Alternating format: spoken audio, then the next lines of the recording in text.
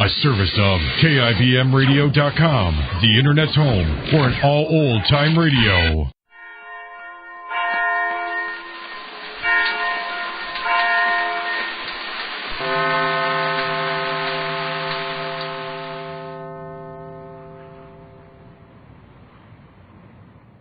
Chesterfield brings you Dragnet. Put a smile in your smoking. Buy Chesterfield. Smoother, cooler, best for you.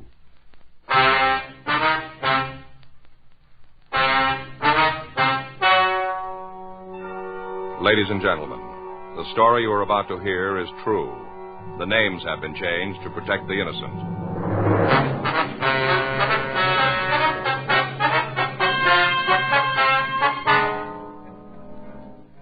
You're a detective sergeant. You're assigned to robbery detail. The owner of a small delicatessen reports that he's been robbed.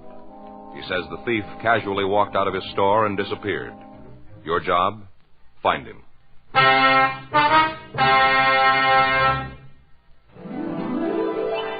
Put a smile in your smoking. Next time you buy cigarettes, stop. Remember this. In the whole wide world, no cigarette satisfies like Chesterfield. Put a smile in your smoking. Instantly, you'll smile your approval of Chesterfield's smoothness. So smooth, so satisfying. You want them mild. We make them mild. Mild and mellow, with the smooth and refreshing taste of the right combination of the world's best tobaccos. So next time you buy cigarettes, stop. Start smoking with a smile with Chesterfield, smiling all the while with Chesterfield. Put a smile in your smoking, just give them a try. Light up a Chesterfield, they satisfy.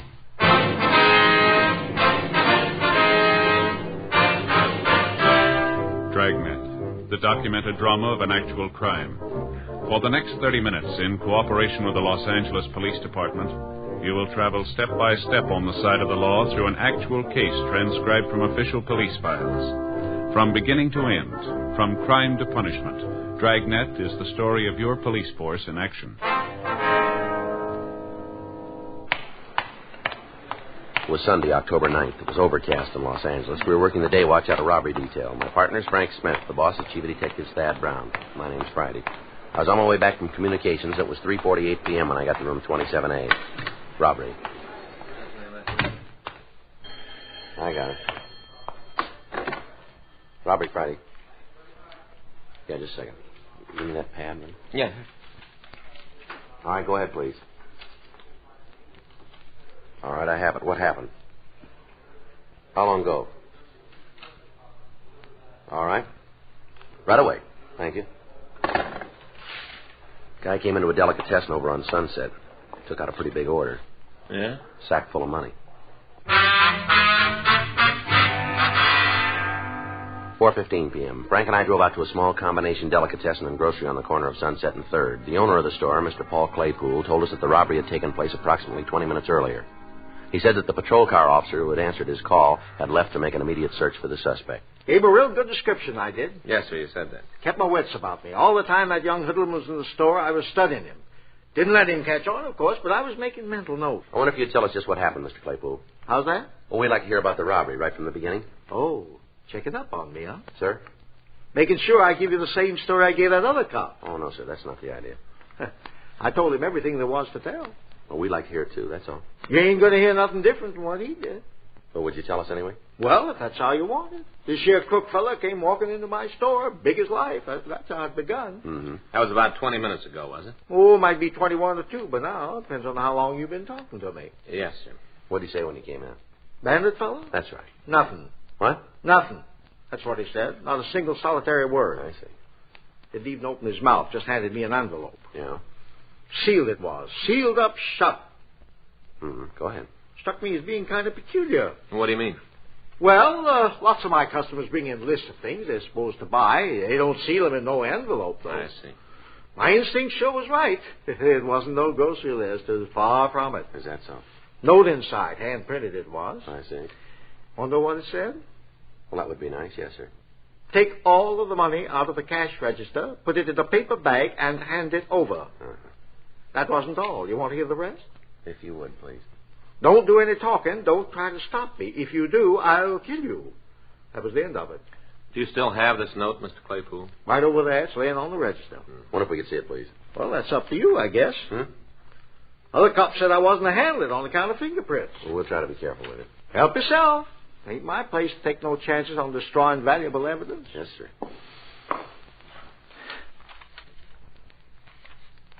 Well, had it right, didn't it? Word for word? Yes, sir, you sure did.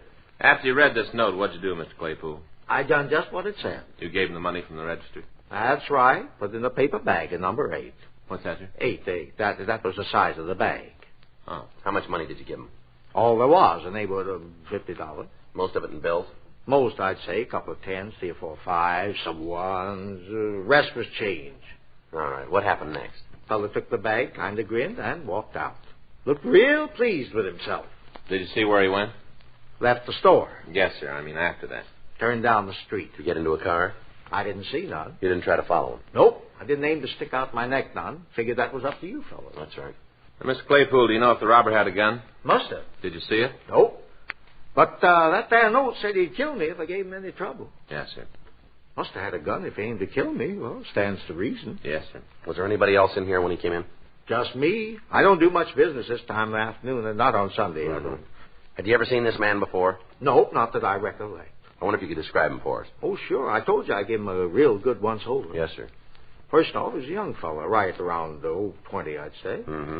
Husky, about 5'10", maybe weighs 170. Not fat, you understand. He's just husky. Mm-hmm. Well, what about his coloring? Well, I'm coming to that. Yes, sir. Brown hair, medium brown. Kind of gray eyes, medium complexion. Any marks or scars? No. How was he dressed? Pants, dark-colored, serge, more than likely. Blue serge. They looked like they was part of a suit. Mm-hmm. Couldn't see his shirt. He had on a sweater, yellowish, with one of them collars that chokes you. What's that? Fits all around your neck, you see, like so. See? Turtleneck sweater? Oh, is that what you call it? Yes, sir. Turtleneck, huh? Well, that's a right good name. That's just what it looks like. Turtle poking out his neck. Yes, sir. Is there anything else you can tell us about this man? What have you got in mind? Well, Mr. Claypool, anything that would help us identify him. Well, sir, he acted real funny, almost like he didn't know what he was doing. Oh? Kind of looked at me funny, too. Don't know how to put it into words exactly. Yes, sir. Wonder if you'd come down to City Hall for a few minutes, Mr. Claypool. City Hall? Yes, sir. We'd like to show you some mug shots, see if you can make an identification for us. Well, that'd mean closing up the store. Well, it won't take very long. Well, I guess it will help catch this fellow. We'd appreciate it. Oh, excuse me. Yes, sir. Claypool's Delicatessen. How's that? Who? Friday? That's for us, sir. Oh. Huh. Here you are. Thank you. This Friday. Yeah, that's right. How long ago? Fountain? Yeah, I got it. Thank you. Well, we won't need you downtown just yet, Mr. Claypool. Change your mind, huh? Yes, sir. What's up? Flower shop over on Fountain. Yeah. Sounds like the same guy.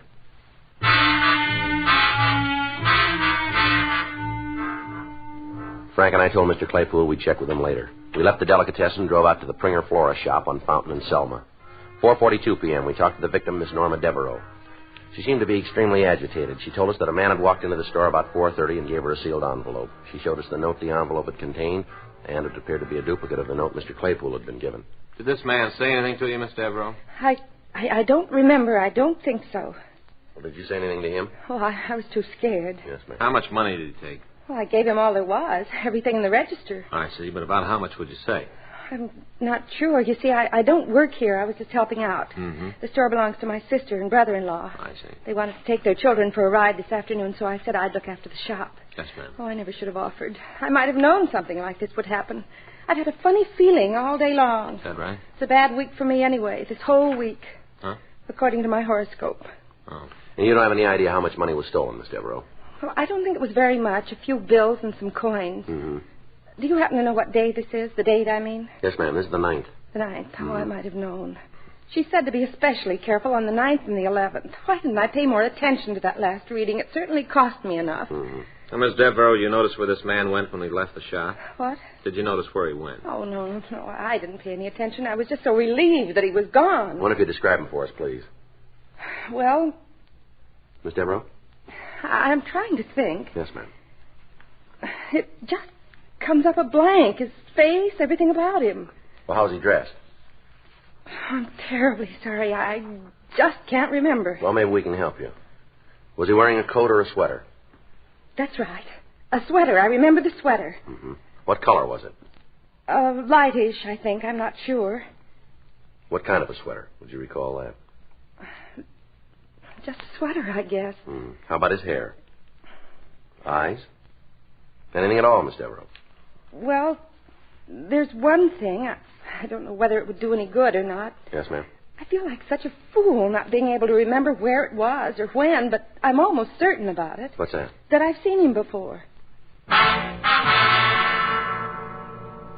Frank and I continued to question the victim. She insisted that she had met or seen the suspect sometime before the crime, but she was unable to recall the circumstances. 5:38 p.m., we drove both victims down to the city hall and asked them to go through the mug books for the purpose of identifying the suspect. Well, we finished another book, Sergeant. Yes, ma'am. Seems like you sure have enough of them. Yes, sir. If I could only think where it was. Ma'am? That I saw him before. Yes. Did I get you folks some coffee? That sounds like a right good idea. How about you, miss? What? Would you like some coffee, too? Miss Devereaux. That's it. That's it. I remember now. His face, everything about him. It's the same man. I'm positive it is. Oh? It was when you mentioned coffee. That's what brought it back to me. Yes, ma'am. Now, just when was it you saw this man? Oh, let's see. It was last week when I went shopping for a new coat. Tuesday. Yes, that's when it was. Tuesday. Mm-hmm. I was having lunch. The Fairway Cafeteria in Hollywood. Yes, ma'am. Well, it was crowded, and I was sitting alone. He came by and asked if he could use the same table. All right, go ahead. I nodded, and he sat down. I didn't pay any attention to him. Not really. I just went on and finished my lunch. He was still eating when I left. Mm-hmm. Anything else you can tell us about him? I think he had on the same clothes he was wearing today, the sweater anyway. I remember the sweater, real plain now. I see. Now, you're sure this was the same man who robbed you? Oh, yes, I know it was. Mm-hmm. That'll help, won't it? My remembering where I saw him? Well, it might. I'll bet he eats there all the time, at that same cafeteria. Yes, ma'am. We'll check on that. Oh, he does. I just feel certain of it. You'll see, Sergeant. It was fate that made me go into that restaurant, and it was fate that made him sit at my table. Yes, ma'am. It was all part of a big plan. Our meeting like that, and then him robbing me today. It was all part of a big plan so that you could catch him. Yes, that's right. And you will catch him. Don't you worry about that. You'll catch him. Fate's against him. Well, that makes us even then, doesn't it? What? So are we. Now that she remembered seeing the suspect before, Miss Devereaux confirmed Paul Claypool's description. We asked the victims to continue going through the mug books. They were unable to come up with an identification. 6:31 p.m., Frank and I drove them home, and we went off duty. The next day, October 10th, 10:05 a.m., we interviewed the day cashiers at the Fairway Cafeteria. They couldn't recall any specific customer who answered the suspect's description. 11:46 a.m., we went back to the office. Robbery Friday. Yeah, Larry. Mm-hmm. Well, thanks anyway. Right. Sloan. Yeah? Says he can't give us a lead from the way those notes were printed. Oh? Well, how about an early lunch today? Huh? It's all right with me. Where do you want to go? Well, I don't care. How about you? Doesn't make any difference to me. Well, suggest someplace. No, I told you it doesn't make any difference. Well, I don't know why it always has to be up to me, Joe. Where we eat. Why don't you decide once in a while? All right, fine. Let's go to that new Chinese place on Broadway. For lunch? Well, why not? Well, you don't want Chinese food for lunch, Joe. I don't. Of course not. Well, what do you got in mind? I don't know. I'd end up making the choice. Sure is a problem, isn't it? Well, it gets kind of monotonous, that's all, buddy. Yeah, it's tough. Say, Yeah, something we can do for you? is this here where you the guys that handle robberies? Yeah, that's right. Like them two yesterday? Which two? Grocery store and flower shop. You know something about them, do you? Yeah, I know something. Well, just what is it? Who robbed them? I know who it was. Yeah. Well, I guess it was me.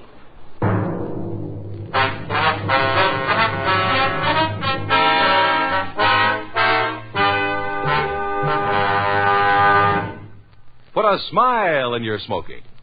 Next time you buy cigarettes, Stop. Remember this. It's today's biggest cigarette news. Chesterfield is made the modern way with Accuray. The Accuray controller is the greatest improvement in cigarette making in years, and it's a Chesterfield exclusive. This amazing quality detective electronically checks and controls the making of your Chesterfield, giving a uniformity and smoking quality never possible before. So buy Chesterfield today. For the first time, you get a perfect smoke column from end to end. A perfect smoke column from end to end. From the first puff to the last puff, your Chesterfield smokes smoother. From the first puff to the last puff, your Chesterfield smokes cooler. From the first puff to the last puff, Chesterfield is best for you. Next time you buy cigarettes, stop.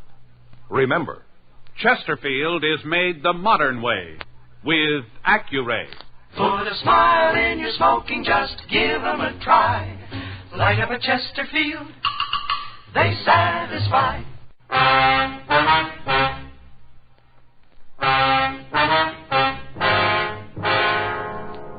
The man who had come into the office answered the description we'd received from the victims. He was in his early 20s, stocky build, about 5'10", brown hair and gray eyes. He was wearing dark blue trousers and a yellow turtleneck sweater. He told us that his name was Harvey Tilden and that he lived in a rooming house on West Ivar. He readily admitted the 2 robberies, but he insisted that he had not meant to commit the crimes. I didn't know what I was doing, that's all. I just didn't know. Well, what are you trying to sell us? Were you drunk? Of course not. I hadn't had a drink, not even a beer. Well? Well, he told me it was money they owed, that I was collecting it for him. Who told you that? Stoney. Who's Stoney? Well, that's all I know him by, Stoney. And you were collecting money for him, is that it? Uh-huh. And you expect us to buy that, too, don't you? No, I guess not. Well, then why don't you try giving us the truth? Well, look, now, may I'm not the brightest guy in the world. If I was, I wouldn't be in this mess. Yeah. I come to you of my own accord, didn't I? Well, maybe you got scared. Maybe you figured it'd go easier with you if you gave yourself up. Isn't that it? Yeah, I guess I can't blame you for thinking that. Sure was a dumb trick. Well, why'd you do it then? Because I didn't know, because he told me it was just a job I was doing. Mm-hmm. Stoney told you. Yeah, that's right. Mm-hmm. All right, now let's hear it your way. Yeah, well, he said he worked for a kind of collection agency, you know, where they go after them deadbeats, you know? Yeah. Well, he said he had to have somebody to help him, only part-time, but the pay would be good. Yeah. Offered me the work. Mm-hmm. I ain't had a steady job lately. Sound kind of good to me. Yeah, go ahead. Yeah, well, I was supposed to meet him yesterday afternoon, 3 o'clock. He picked me up in front of the place where I live. Yeah? Drove me past that grocery store. Parked around the corner. Gave me an envelope, and he told me to take it inside, hand it to a fellow who worked there. He said I was to make sure nobody else was in the store on account he didn't want to make the old guy feel bad by collecting the debt in front of somebody else, you know? Yeah. So I done what he told me. I give the old guy the note, he give me the money, and I took it back to Stoney. Well, where was he while you were in the store? Well, around the corner, like I said. Why didn't he go in with you? He wanted to see if I could handle it myself, on my own, you know. That's what he told me. Mm-hmm. Well, then we drove over to that there flower place. Same routine. Yeah, only this time I got kind of suspicious, you know. Yeah. She acted so scared, the lady there. It didn't seem to me that having to pay up a debt would make somebody so scared. I told Stoney afterwards, he said it was just an act that they all put on like that. Mm-hmm. Yeah, well, I didn't exactly believe him, so next place we stopped, I opened up the envelope before I went inside, and I read that there note. Yeah, well? Well, I didn't know what to do. Finally, I went back to the car, and I really told him off, Stoney. I told him I wasn't no thief. I told him he had to return all that money. What did he say? He just laughed at me. He said I was the biggest pigeon he ever met. I said if he didn't take back the dough, I'd go to the cops. He told me, you'd throw me in jail, that you'd never believe a word I told you. Mm-hmm. What happened then? I got out of the car. I said I wasn't no crook and nobody was going to make me be one. Mm-hmm. I was heading right for the police station. Then I got to thinking. I seemed like maybe he was right, that nobody would believe a story like this. Yeah. So I went home. All right, why'd you come in today? Well, I didn't sleep none too good last night. It was kind of worrying me what I'd done. I figured maybe he'd find some other sucker like me and pull that same stunt over again. And I didn't want him to get away with it, so I decided to take my chances on you guys. I ain't going to get a short count now, am I? You know where the Stoney lives? No, he never said, not to me. And you don't know his last name either? Well, where'd you meet him? Hentley's gym. Or on Olympic. I hang out there sometimes. You a fighter? Oh, I had some bouts, yeah. Mm-hmm. Well, how'd you and Stoney get acquainted? Oh, I don't know. We just started talking one day last week. He come in for a steam bath, and afterwards we were both watching some of the guys work out. I see. He was there again on Saturday. That's when he offered me this job. Mm-hmm. What kind of a car does he drive? Chevy. Sedan? No, coupe, hardtop, last year's model. You know the license? No, I don't pay no attention. It wouldn't matter if it did. I ain't much at remembering things. Yeah. Can you tell us what Stoney looks like? Yeah, why, he's a big fella, sharp dresser. How old is he? 35, maybe 40. What color's his hair? Sort of red. Anything else? Scars, anything like that? No. That's the whole story, huh? Yeah. You didn't know you were robbing those stores? You didn't have any idea? Honest, I didn't. Sounds crazy, don't it? Yeah, it does. Joe, talk to you for a minute. Yeah. You wait right there, Tilden. Yeah, okay. You must think we're pretty done, expecting us to fall for a line like that. Yeah. What's he take us for? I don't know. It couldn't be true, not a word of it. Yeah. Heck of it is. Yeah. Such a darn fool story, Joe. I just can't help believing it. Well, we'll So do I. Frank and I continued to interrogate the suspect. He maintained his innocence, and we were unable to shake him. We ran the name Harvey Tilden through R&I. They had nothing on him. We also ran the name Stoney through the moniker file, and we came up with two possibles. We pulled the mug shots and showed them to Tilden. He tentatively identified one of the photos, James Brightstone, but he wasn't positive. We telephoned Brightstone's last known address, a small downtown hotel. They told us he'd moved during the summer, and they had no idea of his present whereabouts.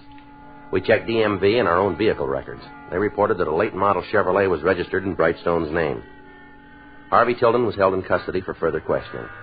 4:08 p.m., Frank and I drove over to Hentley's gym on South Olympic and talked to the owner, George Hentley. What's right? I'm sitting. Stoney, huh? Yeah, that's right. Full name maybe James Brightstone. We're not sure.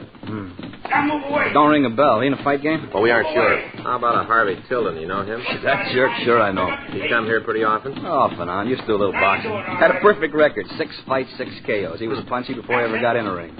Tilden says this is where he met this Stoney. Yeah, it could be. Take a look at this picture, will you? You ever seen this guy before? Hey, you got a left hand, use it. Well? I wouldn't swear to it. Guy looks something like this. Been coming in lately. Works out, takes a steam bath. You know his name? I never asked. You been around today? No, not so far. When was the last time, do you remember? End of last week, Friday, Saturday. You talking to Tilden? Oh, I don't know, maybe. Guys come in here, friendly type guys. They all talk to each other. All right, here's our card. So? This fella comes back, give us a call, will you? Hey, you want him for something? We want to talk to him. Okay, if he comes in, I'll call you. Thanks. Sure, I'm a real obliging type fella. I got no beef with you cops. Be a waste of time, though. Calling you. If you want to see this guy, all you got to do is turn around. What's that? He just walked in the door. Frank and I talked to the man George Hentley had pointed out. He readily admitted that he was James Brightstone. He also admitted knowing Harvey Tilden. He said he had spent the previous afternoon in his room at the Jackman Hotel. We telephoned the hotel, but the clerk was unable to confirm Brightstone's alibi. 5:31 p.m. We drove the suspect down to the city hall and continued our interrogation. Look, why don't you guys just tell me what it is you want to know, spell it out in real big letters, and I'll give you the answer, same size. Where were you yesterday afternoon? Thought we already covered that. Let's go over it again. Okay, boys, I was in my hotel room. Well, the clerk doesn't back you up. Well, does he say I wasn't there? When was the last time you saw Harvey Tilden? Saturday over at the gym. Not yesterday, huh? Gym isn't open on Sundays. You know where Tilden lives? Nope. You picked him up at his rooming house yesterday, didn't you? Why would I be picking a crumb up like that? Did you offer Tilden a job? Oh, that's pretty funny. What's the joke? I ain't got a job myself. Did you ever take Tilden for a drive? Boys, I'm telling you, the only place I ever seen the guy is Hentley's gym. Yeah. He knows what kind of a car you got. Oh? Make and model. Well, maybe he's seen me in it. I didn't see him. Mm-hmm. Now, look, this Tilden fellow, he's a screwball. He don't even know what time it is. Whatever he told you, you can forget it. Well, there are a couple of things we can't forget. Yeah? Tilden says you put him up to robbing 2 stores yesterday. Are you kidding? He says you hired him to work for you, to collect some past due bills. Boy, this kid is really off his rocker, isn't he? Maybe.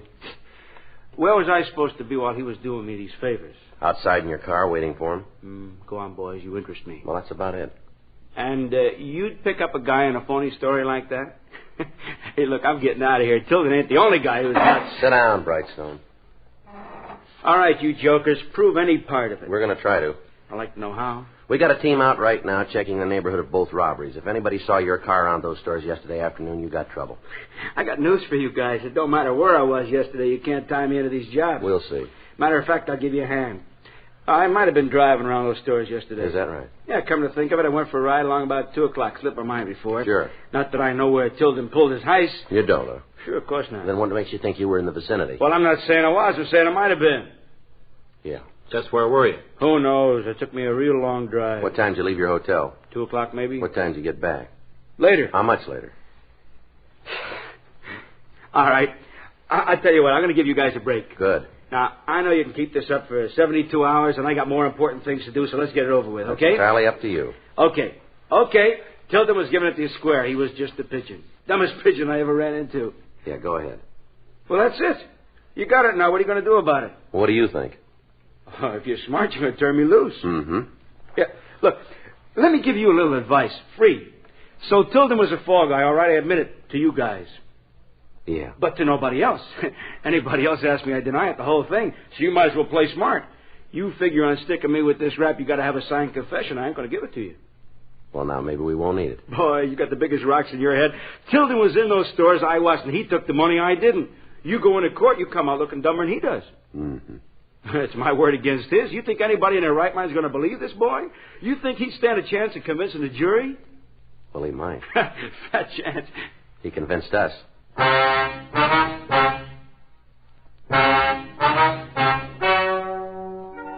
The story you have just heard is true. The names were changed to protect the innocent. On January 8th, trial was held in Department 98, Superior Court of the State of California, in and for the County of Los Angeles.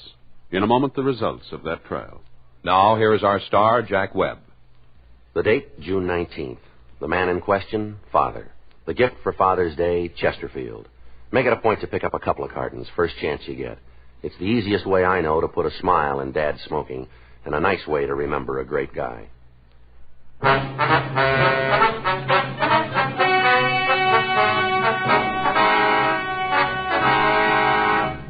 The district attorney failed to issue a complaint against Harvey Tilden. James Hill Brightstone was tried and convicted of robbery in the second degree, 2 counts. Robbery in the second degree is punishable by imprisonment in the state prison for not less than 1 year.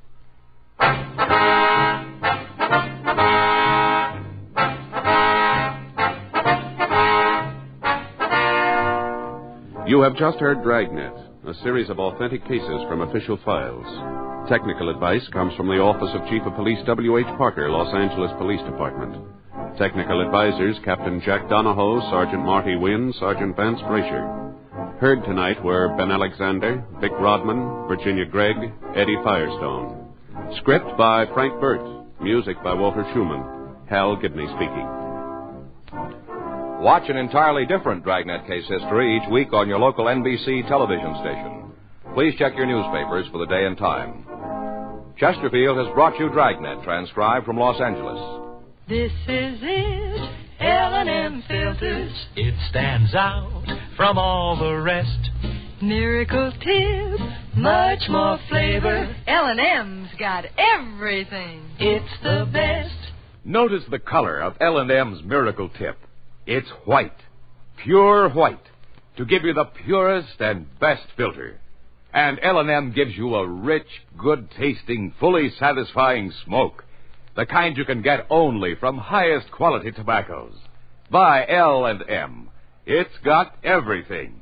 Flavor, taste, mildness, and the best filter. L&M. A courageous chaplain, honored as Mr. Citizen, thwarts a prison break and converts a juvenile delinquent to a new way of life. Don't miss Mr. Citizen this week. Check your local TV listings for time and station. Hear Dragnet next week, same time, same station.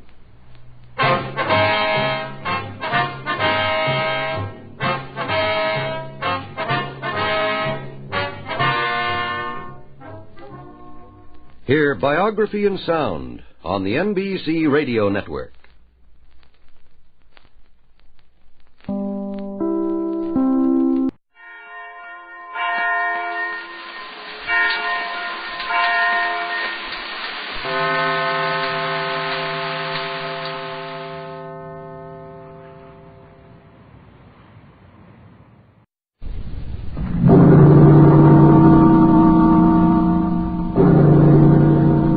escape. Escape tonight to occupied France and the underground.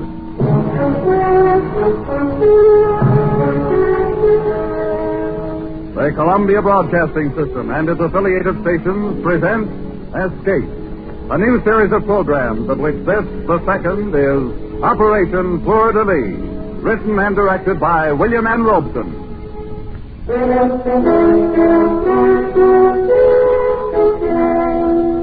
Today, the 14th of July, the people of a free France celebrate the anniversary of their escape from the tyranny of the kings of Versailles. 158 years ago today, the people of Paris stormed the Bastille and let loose the French Revolution. The torch of liberty set afire that day never burned more fiercely than during the years when France was occupied by the Nazis. We escape tonight to occupied France, from which 3 years ago there was no escape.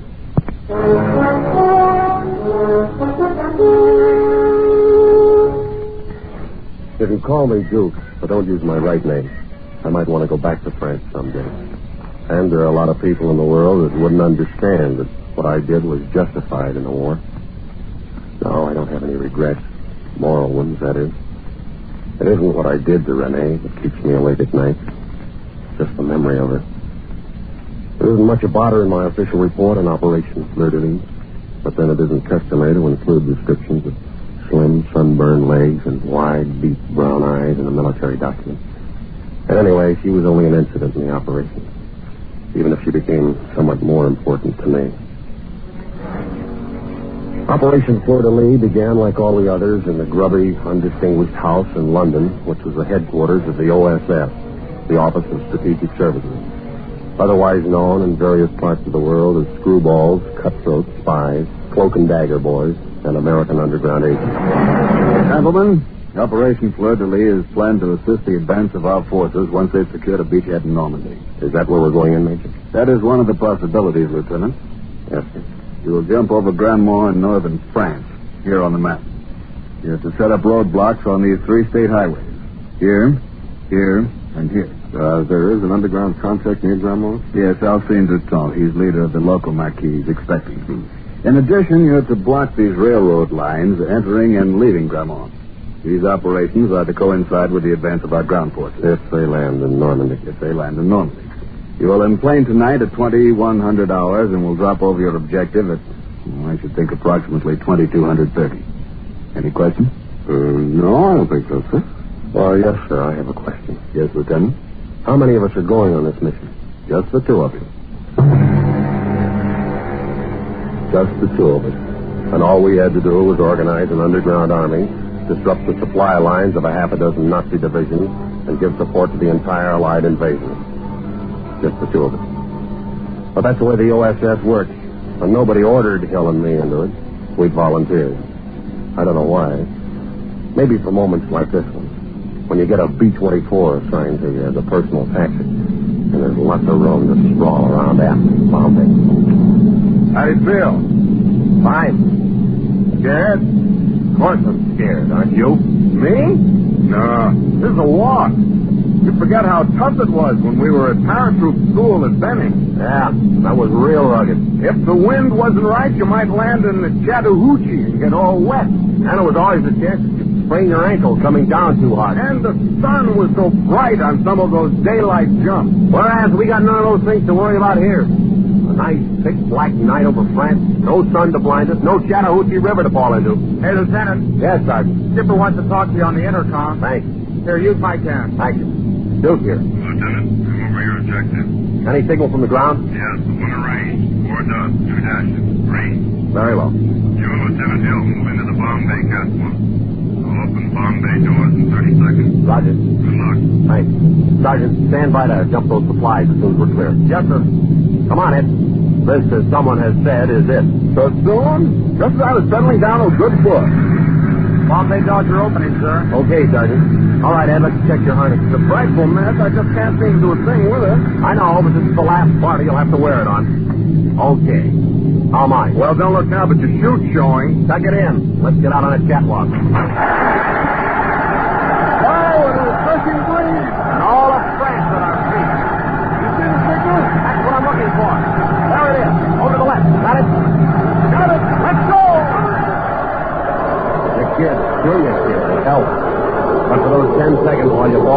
nothing helps. You hang on to the ripcord and you count off the seconds and you try not to count too fast.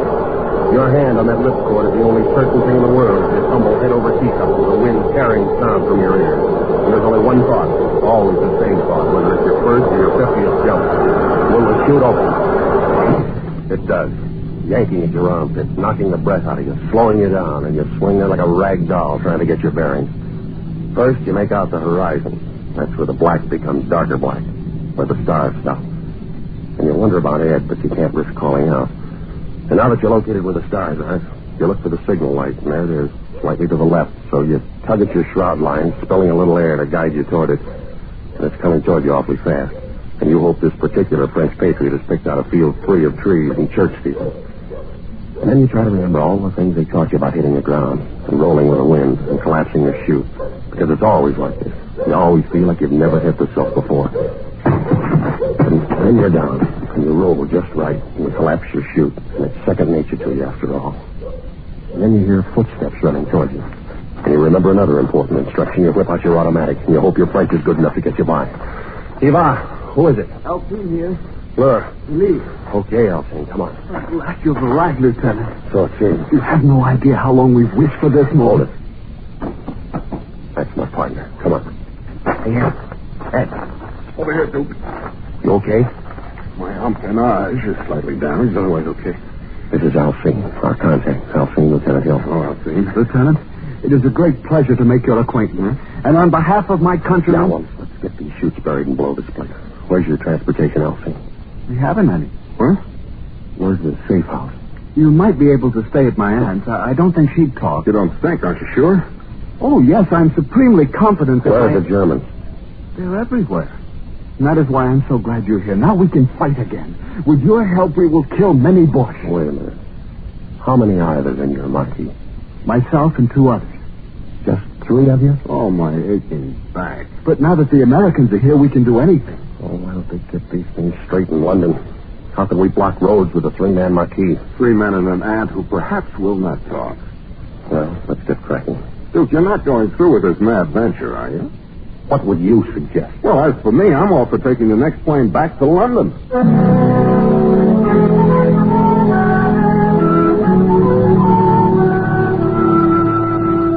Another piece of bread, Lieutenant. No, thank you, ma'am. This bone chicken is delicious. How do you call it? K-ration. Supreme. We've had nothing like it since the boss came. Yeah, well, you get used to it. And cigarettes, Tante Marie. Cigarettes made of real tobacco. Ah, you Americans have everything. Madame, Alcine, you are kind, you are hospitable. But the comforts of K-ration will not block roads. We need men. We must form a Marquis. But we have a Marquis. Look, Alcine, there are 3 of you and 2 of us. Sure, we've got guns and we've got ammunition and supply chutes somewhere out in that field where we landed. We've got arms for 50 men. But if we had those men, we still couldn't go to war against the German division. Now, you said yourself there's at least a division garrison in Grammont. What must we do?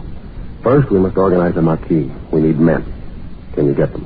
I can go into the village and talk to my friends. Should have done that a long time ago. Faustine, that would be most unwise. Why? Didn't you know? Faustine is a patriot. He's a deserter from the Vichy army, so he's wanted by the Gestapo. Oh, great. And there's a Gestapo headquarters in Grammont, of course. Of course. Faustine is not one to run from danger. Quite the contrary. I can get Renee to help. Who's Renee? Alcine's sweetheart, a lovely girl from Paris. Poor thing, she had to come down to the country because her house was bombed out. Let's leave her out of this. But, Lieutenant, she would be most happy to help. Alcine, you've got a lot to learn about guerrilla warfare. You might as well study your first lesson right now. It's short and to the point. No games.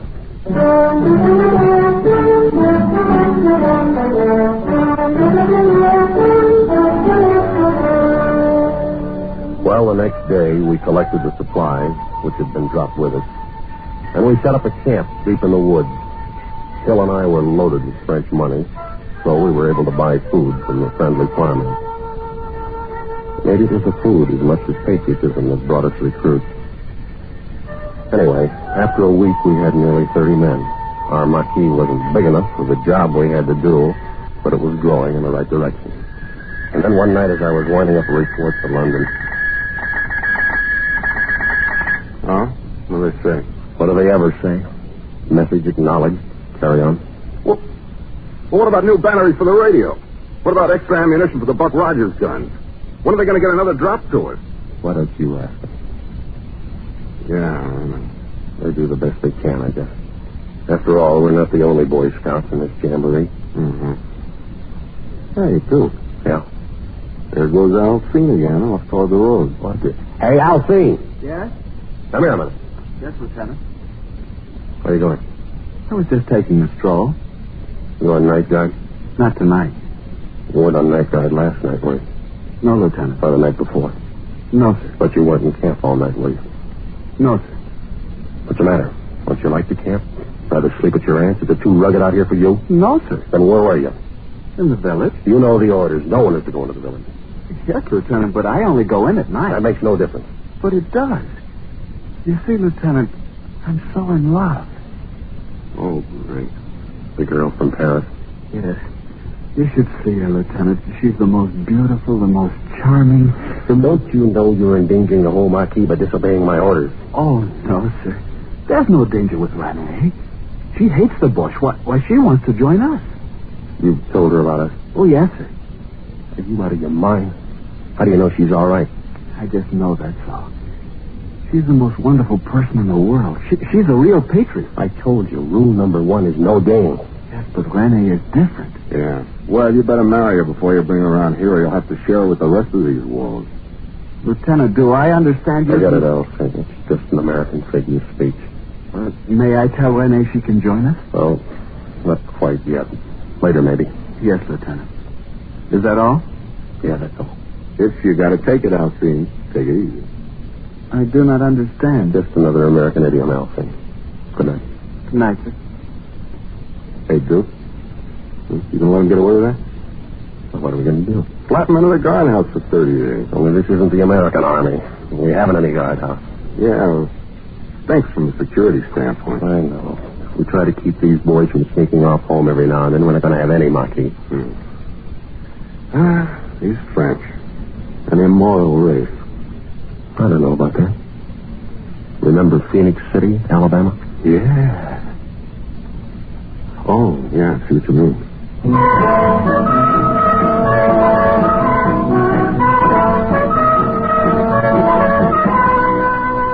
There wasn't anything we could do. If we'd ordered Alcine to stay in camp, he'd have sneaked off anyway. He had that dreamy, faraway look that's baffled parents, teachers, and first lieutenants since the beginning of time. I didn't worry so much about it because our Marquis was growing, and Ed Hill and I were breaking our backs pushing those French kids through an airsoft basic in 3 weeks. Headquarters in London didn't tell us much, but we did know from the BBC that the boys had landed at Omaha Beach, and it wouldn't be long before they'd be needing our roadblock. And then one morning, about D+4, I think it was, I was out in the woods running a squad through concealment. Oh, no. Hit the dirt. Don't wait or you're dead. When you see the signal, hit the dirt right now. Pardon me, Lieutenant. Huh? Oh, I'll see. Where have you been all night as though I didn't know? Lieutenant, I've got to talk to you. Okay, I'll be through here in a half hour or so. I've got to talk to you now. Huh? All right, Elsie. Okay, boys, take 5. Come along, Elsie. What's on your mind? Lieutenant, my family's been killed. Oh, no. Yes, by the Gestapo. Set fire to the house. My mother, my father, my 2 sisters. They ran out, the Gestapo shot them. You're sure of this? Yes, I heard it this morning from the neighbor who saw it happen. The poor kid. When can we attack, Lieutenant? When can we stop this endless training and fight the bush? No, I want only to kill and kill and kill until I pay them back for my father, my mother, my 2 sisters. Yeah, I know. You'll get your chance, Elsie, but not yet. We gotta wait. We're not ready yet. I'm ready. Before I wanted to fight the bush for my country. Now I want to kill him again and again. For them. I know, but you gotta be patient. It should happen to me now. Only last night Renee said she'd marry me. Come to live here with me in the camp. I was so happy. And this morning I learned this news. When did you hear from your mother last? Not for a month since we began to work, but I've written her every week. Yeah? Who mailed the letters? Renee mailed them for me. She's so kind and thoughtful. She offered to mail letters home to the other boys, too. Nice of her. Did they take advantage of her offer? A couple of them. Who?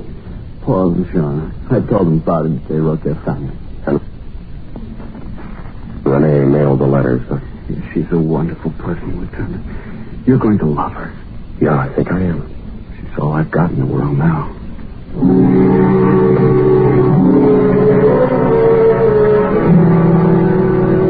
2 and 2 make 4 in occupied France, just the same as anywhere else. And sometimes it's just as hard to prove. But one thing was sure.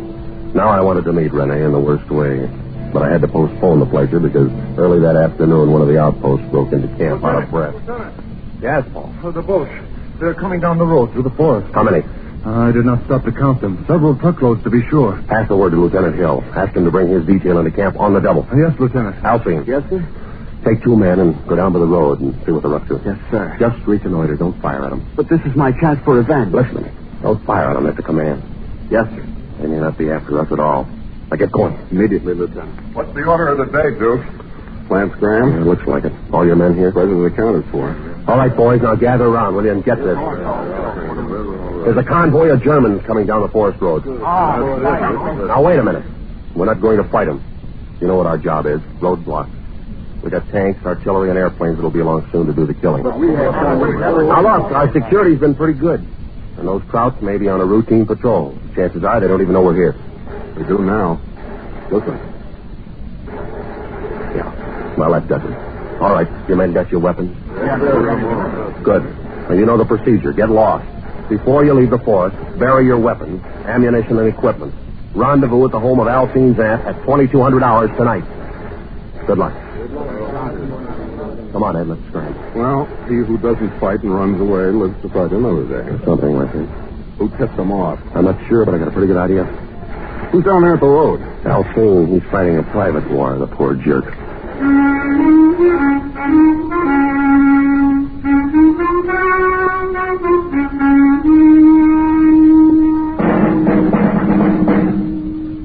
The basic rule of 3 in guerrilla warfare is surprise, kill, vanish. However, when you're surprised, the only rule is vanish. And we did. There were about 50 Germans and a half a dozen dogs to track our scent. They spent the day thrashing through the woods, firing into the underbrush, and finding nothing. What a classic withdrawal. And Hill and I were proud of our little army, with the exception of Alcine, its self-appointed hero. When we arrived at his aunt's house that night for the rendezvous, a half a dozen of the boys were already there. Who is it? Fleur. Julie. Oh, Lieutenant, come in. Good evening, madame. I've seen him already here. I'm so proud of him. Oh, Lieutenant, I was just telling Aunt Marie and the boys it was magnificent. I got 2 of them. I killed 2 Boche. Your orders were not to shoot. But, Lieutenant, what would you? What happened to the other boys that were with you? Jean was wounded and captured. Antoine became frightened and ran away. That blows the Marquis. I'll get the full particulars from Jean. They haven't got him already. I'm sorry, Lieutenant, but... Quiet. Answer it, madame. Who is it? Look. Julie. Open it. Good evening, madame. Come in, boys. Run into any trouble, boys? As you see, we're here. Yeah. But not for long. Lieutenant, yes, Raoul and I wish to withdraw from the Marquis. Quit? Why? The risk is too great. You afraid? For myself, no. But after what happened to John. He was wounded and captured. We all take that risk. Yes, but last night the Gestapo got John's family. Like they did Alcine. Stood them up in front of their house and shot them. No. Who knows who'll be next? My mother, Raoul's sister, Alcine's aunt. I wish to withdraw. I don't want. Right, now, wait a minute. I don't blame you for being worried about your family. But whose families do you think the British and American armies up in Normandy are fighting to liberate? Their own? No, yours. Now, this thing isn't as bad as it looks. There's been a leak in our security. Somebody's been putting a finger on us. So we lay low until the leak's plugged. But the Germans are everywhere. Spies, perhaps, too, are everywhere. I think I know who's responsible for these murders. I'll make a deal with you. Give me a couple of days to work it out. We'll issue you boys some money, and all you've got to do is to get lost until Saturday night. And then meet me back here. If I haven't patched up our security by then, you can all quit the Marquis and become collaborators. Oh, it is not that, Lieutenant. No one wishes to collaborate. Well, one must think of one's family. Okay. Ed. Yeah, dude. Give the boys 1,000 francs apiece. Right? Come and get it, boy.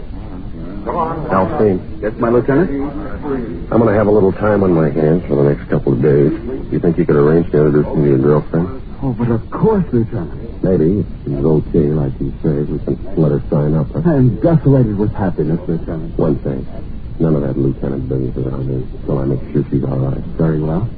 You think my Frankie's good enough to pass as a native? But of course, Lieutenant. All right, then pass me off as a friend of yours. Let's see, I need a name.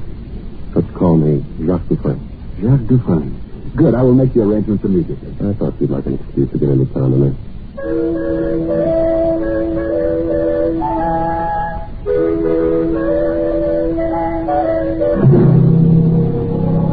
The next afternoon, Alcine brought the girl out to the woods near his aunt's house. I stood behind a tree to watch and make sure they weren't being followed. She was all right. Tall, long, sunburned legs, her hair caught in a blue ribbon like a little girl's. I let them walk by, and then I stepped from behind my tree. Oh, there you are, Jack. Hello, Alcine. Rene, this is my good friend, Jacques Dufresne. He's from Paris, too. Jack, this is Rene Dubois. Glad to meet you, mademoiselle. And I'm honored to meet you, monsieur. Where do you live in Paris? Near the Fleur de Lis. But my home is no longer there. It was bombed out. Alas, so is mine. My family remain with friends, but I've come out into the country to fight with the resistance. Jacques has much influence with the commander of our marquis. Oh, I hope you will be able to persuade him to let me join you, monsieur. I shall do what I can. It would be a privilege and an honor to work with a patriot like you. See, Jacques, I told you Rene was all right. You didn't tell me the half of it. Mademoiselle, you understand that we must be cautious. There are questions I must ask of a confidential nature. Why don't we meet again? Alone. Why not? Say, tonight? I have a little car. We might take a drive. Fine. But, Rene, you promised me that... You'll see me some other time next year. Remember, France comes first.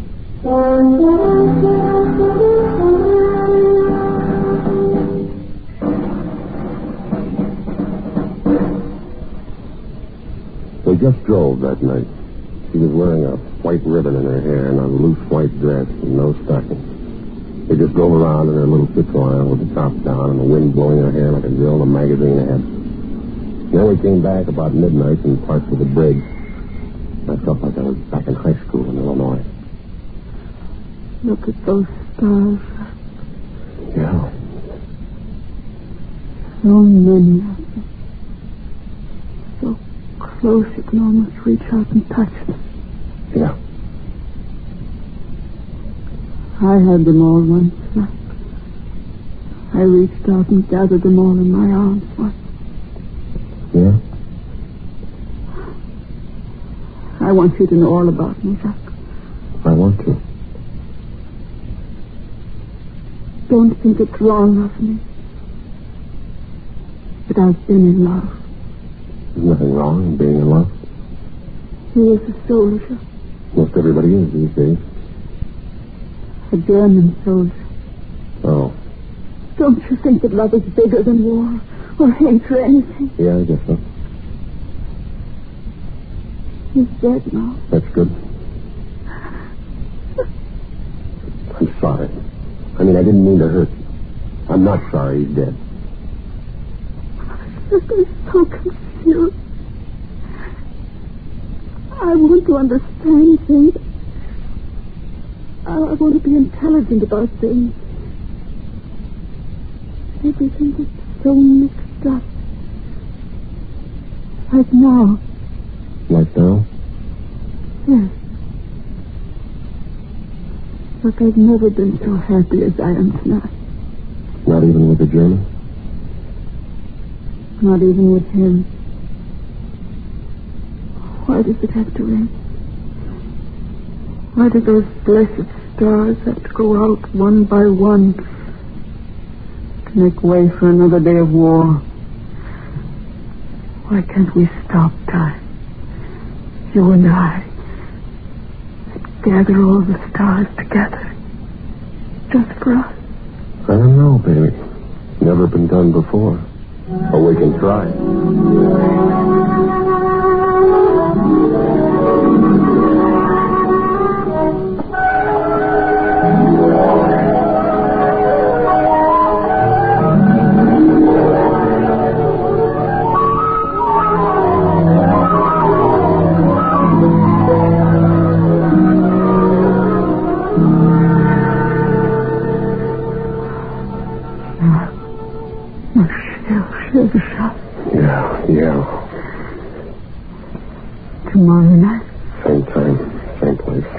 forever if you say the word. Forever? Sure, why not? Who knows how long forever is in this crazy world? Why not have it together? Why not get married? Why not, my most beloved? See you tomorrow night. I'll only be half alive until then. Sherry, if you want to write to your family in Paris, give me the letter tomorrow night, and I'll mail it for you.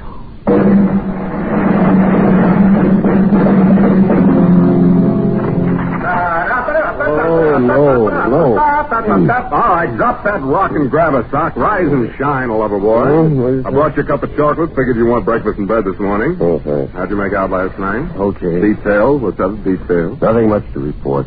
We drove, and then we parked for a while and talked. Did you give anything away? No information. She's a funny kid. Her dialogue is as corny as a bobby sox. She knows she's pretty, so she wants to be admired for her mind. But I'm sure she's our Matahari. How come? She offered to mail a letter to my family. That's consistent. I asked her to marry me. What? She didn't believe me, but she pretended like she's in. Oh, I don't know why she's doing what she's doing. Thrills, maybe. French juvenile delinquent. Maybe. Tonight's the night. The night you get married? No, the night we get her. The boys are meeting us here at midnight, you know. What's the plan? Well, I'll take another ride with her. And about midnight, we'll be back and park for the bridge. You be there out of sight. I'll have some brandy along, and I'll slug her drink with a capture pill. When she's passed out, I'll give you the come on, and you join me.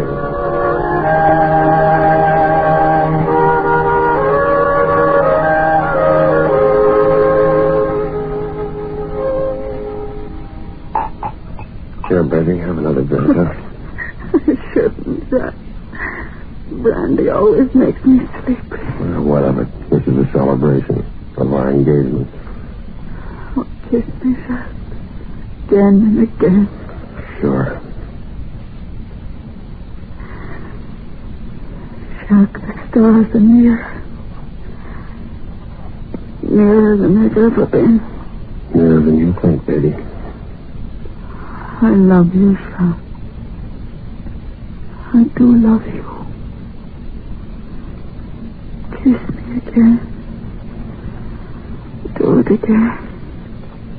And again. Willie. Baby. Are you asleep? You collaborationist pig, can you hear me? Okay, Ed. She out? Like a red light in an air raid. Here's her purse. Right through it while I untangle myself. Let's take a look at this. What is it? A letter from Gestapo headquarters confirming receipt of 3 addresses. Let me see that. Well, that one's Alcine's family, and that one's John's. And here's a Gestapo identification card. Flash your light over there. Look at her. What a dish. Look at that kisser. And she's responsible for the death of 6 people whose only crime was being born French. She'd have wrecked our marquee, snafu-ed our mission, and turned me over to the Gestapo with his lipstick still on my collar. That gorgeous hunk of double-cross. Now we got the proof. Let's get on with it. Okay. I guess you'd rather I know. This is my job. She's gorgeous. Yeah. So long, honey. Thanks. She ain't so gorgeous now. Release that handbrake on it. Come on, shove. Not yet. Keep that steering wheel straight. The river's deepest right at the center of the bridge. Yeah. Now, hard right on the wheel.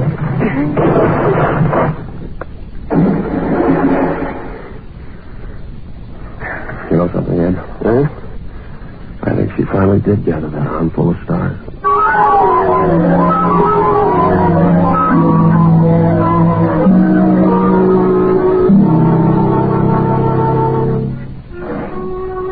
Sure, the operation was successful. When the time came, our roadblocks tied up 3 German divisions while Patton rolled on to the east.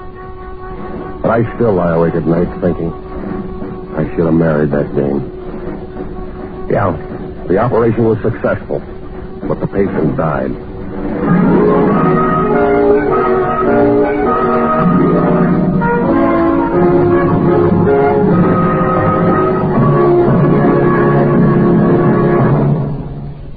Operation Fleur de Lis was written, directed, and produced by William N. Robeson with Jack Webb as Duke, Elliot Lewis as Hill, Peggy Weber as Renee, and Harry Bartell as Alcine.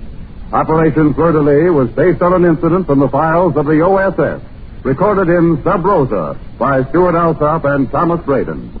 The special musical score was conceived and conducted by Cy Pure.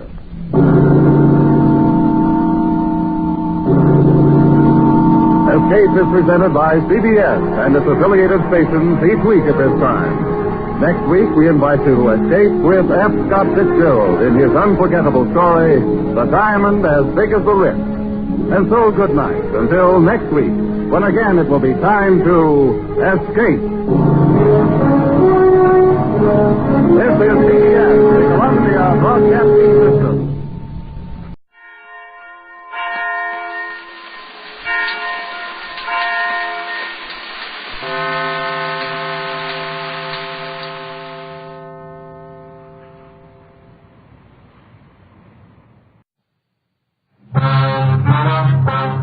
Dragnet. Ladies and gentlemen, the story you are about to hear is true. The names have been changed to protect the innocent.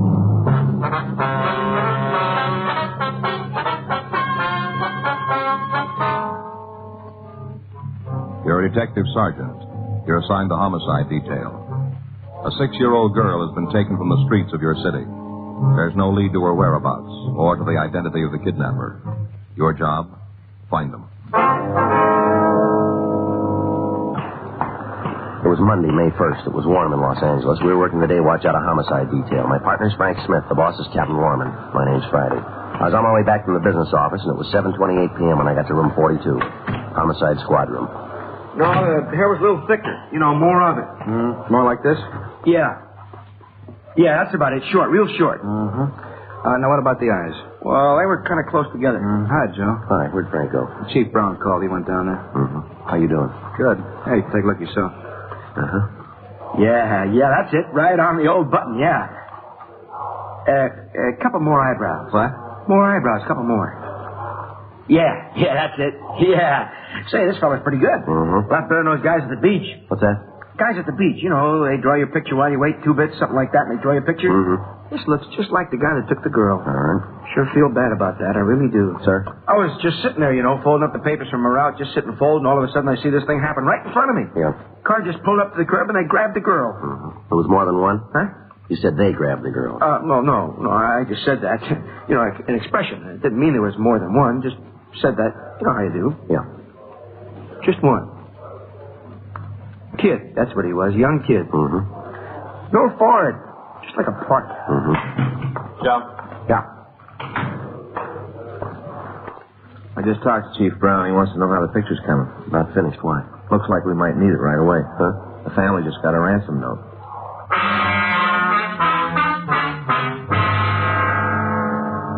The suspect was described as WMA, 26 years old, 5 feet 8.5 inches in height, and weighing about 140 pounds. At approximately 3:10 that afternoon, he'd approached a private school in the Hollywood area and forced Grace Marchand, age 6, into his car.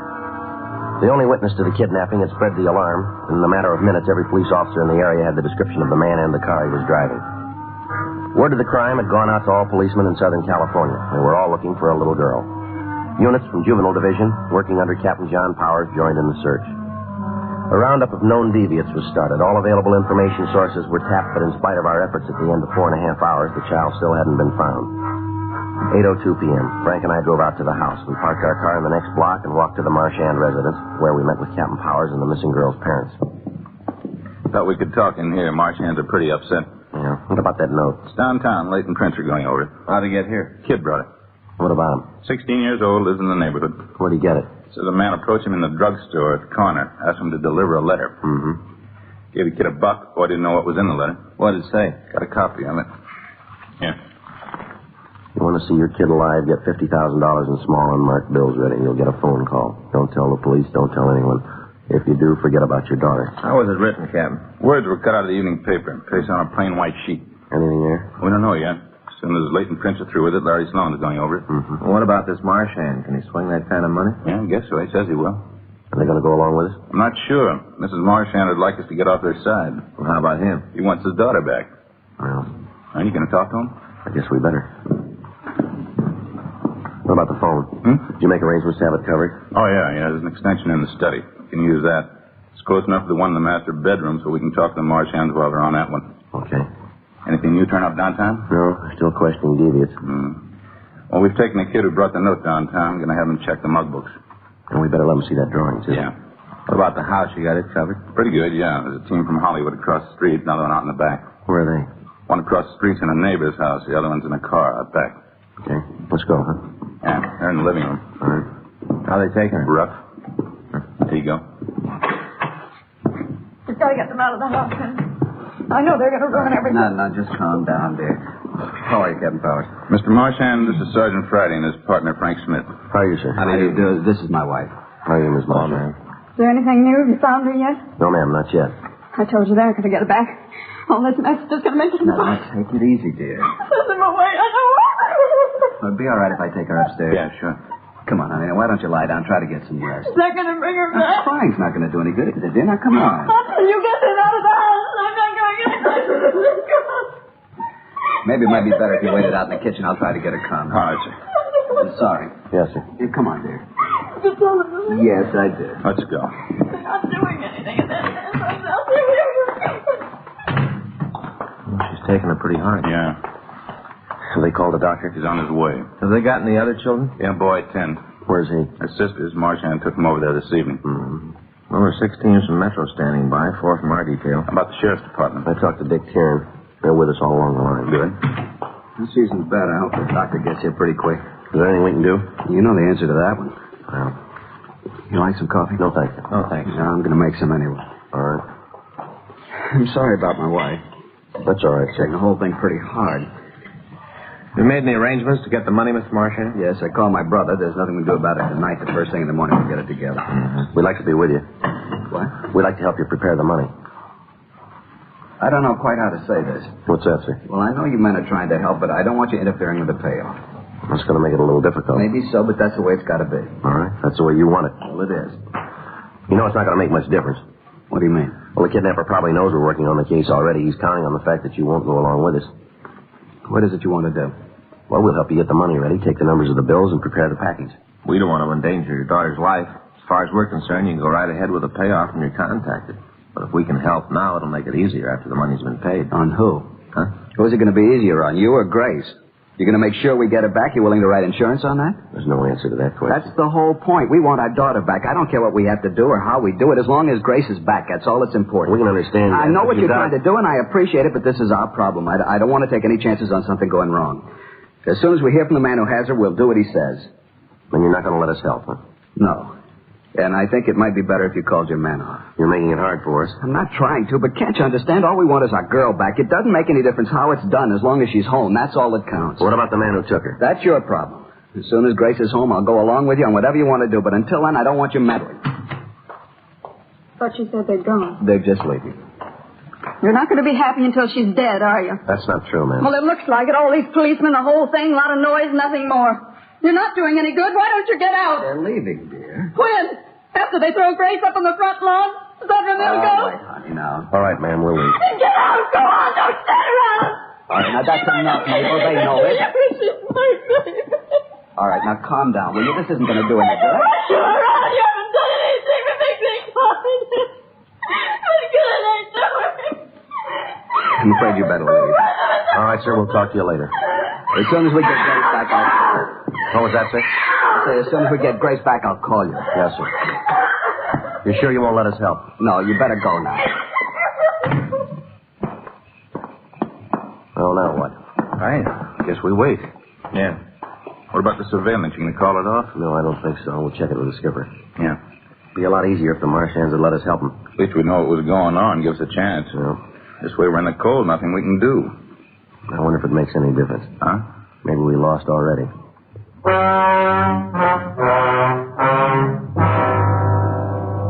We contacted the office and talked with Captain Lorman. We told him what had happened at the Marchand home. He instructed us to keep the place under surveillance, but not to interfere with the movements of the family. Officers in the area were asked to stay away from the house. If the kidnapper wanted to make contact, we would do nothing to stop him. 8:46 p.m. Captain Powers stayed on at the scene, and Frank and I went back to the office. We met with Captain Lorman and Chief Detective Thad Brown.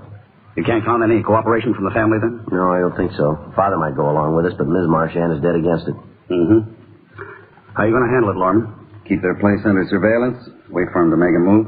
Mm-hmm. Important thing is not to burn them. Yeah. When do they figure to pick up the money, Joe? Marchand said tomorrow morning. What business is he in? Contractor. Got a company with his brother. I do a lot of work in developments. Just finished a big section out in the valley. You won't have any trouble raising the money then? No, it didn't seem to bother him. Yeah. What are you going to do about that? The money? Yeah. Well, first thing in the morning, we'll try to get in touch with his bank. Make arrangements to have the serial numbers on the bills noted. Crime lab able to do anything for you? Well, we'll check with them. Should be some way we can make it easier. And the important thing is to get the girl back. Once we know where she is, we can move a lot faster. Yeah. Homicide, Lorman. Yeah. Uh-huh. Want to give me that address? Yes, sir. Right away. Goodbye. Maybe it's coming over to our side. What do you mean? That was Mr. Marchand. Yeah? He wants to see you right away.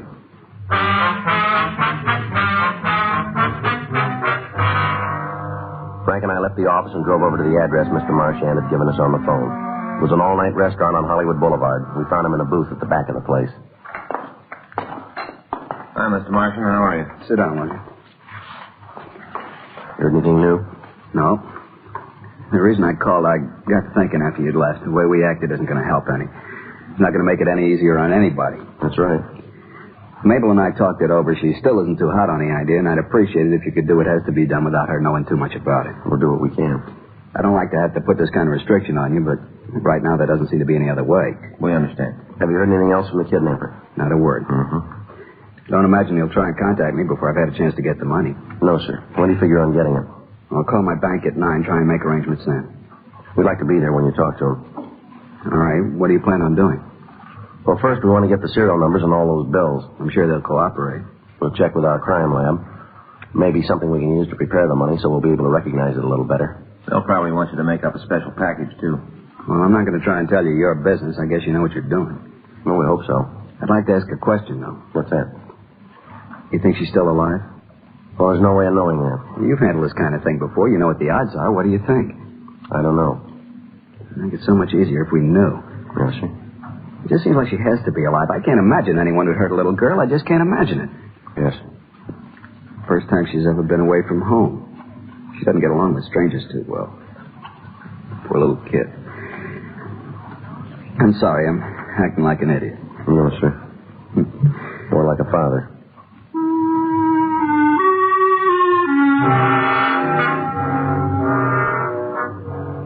We took Mr. Marchand back to his home, and then Frank and I checked out for the night. The next morning at 7:30 a.m., Henry Marchand, Frank, and I met with Ray Pinker in the crime lab. Have you talked to the bank yet? No, we figured we'd check with you, find out what you were going to want. How's the money going to be paid? We don't know yet. There's only been the one contact. Yeah, saw that yesterday. What's the best way of working the deal, Ray? You're going to get the numbers on the bills? Yeah. Well, the note said to get the amount in small ones. I guess that means 5, 10s, and 20s. Probably. Be quite a few to work with, won't it? Doesn't make a lot of difference. What are you going to do? Well, we can dust the package and the money with silver nitrate. What'll that do? In a matter of time, the moisture from the suspect's hands will combine with the silver nitrate and turn him white. How long will it take? Depends on his body chemistry. Well, about how long?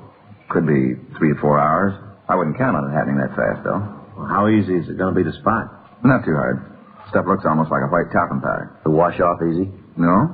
Should last around 3 to 4 days. Depends again on how easily he sweats, how often he washes his hands, and how hard he tries to get it off. Yeah. Is there any chance he'll spot it? Can't miss it once it starts to show. Well, then he'll know there's something wrong. He might try to do something to Grace. Well, we might as well face it, Mr. Marchand. If she hasn't been returned in 3 or 4 hours, it's probably because he doesn't mean to give her back. I suppose so. As soon as you get the instructions on wrapping the money, let me know right away. We'll get it ready. What are you going to do? We'll mark the paper the money's supposed to be wrapped in. Why?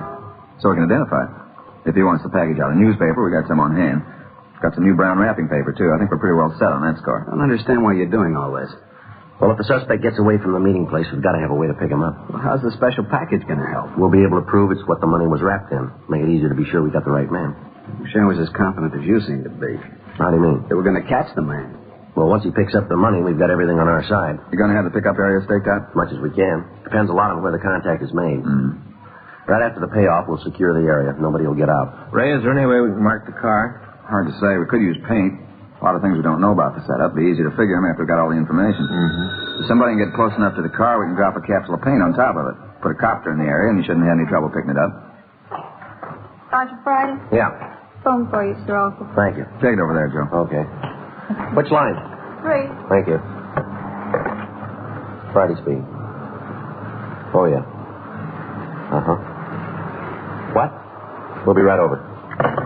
Now it's beginning to go. What do you mean? Kidnapper just called. Yeah? He's ready for a meet.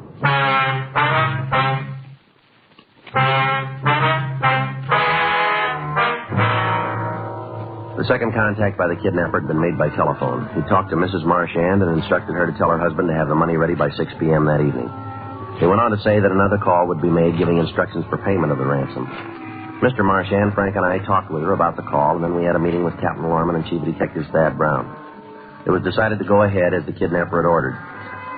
At 9:02 a.m., we got $50,000 from the bank. We went back to the city hall and talked to Captain James Fisk. He assigned 6 girls from the record section to aid us. We divided them into 3 teams of 2 each, one calling the numbers on the bills, the other typing a list. At 3:45 p.m., the job was finished. The money was taken to the crime lab and dusted with silver nitrate powder. Because we didn't have the final instructions on the delivery of the ransom, Ray Pinker gave us a supply of plain newspapers and brown wrapping paper. Both types were marked so they could later be identified in court. He also gave us pellets of dark and light paint in the event we had an opportunity to mark the kidnapper's car. 4:30 p.m., we got in touch with Dave Robart at the Sound Lab and made arrangements for 3-way radio equipment. Chief Detective Thad Brown contacted Army authorities, and with their cooperation, we had a helicopter standing by in the event it was needed. Teams of men from Metro Division and Homicide Detail were planted in the area around the Marchand home. And at 5:15 p.m., Frank and I, along with Marchand, drove out to his house to wait for the third contact from the kidnapper. Red 1 to Red 6. Red 1 to Red 6. Come in, please. Red 6 to Red 1. Do you read me? Yeah, Jack, you're coming in fine. Who's riding with you, over? Tilden. You got any word yet? Over. No, nothing. We'll talk to you later. Red 1 out. Well, that's it, Joe. They're all in position. And now we got the tough part. Yeah, wait. Say, all these cars, isn't there a chance the kidnapper might see them? No, sir, they're scattered all over the area. Matter of fact, none of them can even see the house. Hope it works out. Well, everything's going with us so far. Keeps up, we shouldn't have any trouble at all. Yeah. Is your wife all right, Mr. Marchand? Yeah, I guess so. She's upstairs. The doctor gave her something to make her sleep. Didn't want it, but he figured it was best. Yes, sir. Wasn't anything she could do to help. This whole thing's been pretty hard on her. Mm-hmm. Maybe when it's over, we'll take both kids and go out of town for vacation. The rest to do it good. Yes, sir. Been pretty rough on her. I'll get it. Just a minute, Mr. Marchand. Give us a chance to get that other phone. Well, you can use the one in the breakfast room through that door. All right. Now, don't pick up the receiver until you hear me say now. You got it? All right, any way you say. Can't I answer it now? He might not wait. Just a second. Now. Hello? What? Oh, yes, Sam. No, I can't right now. No, yeah, uh-huh.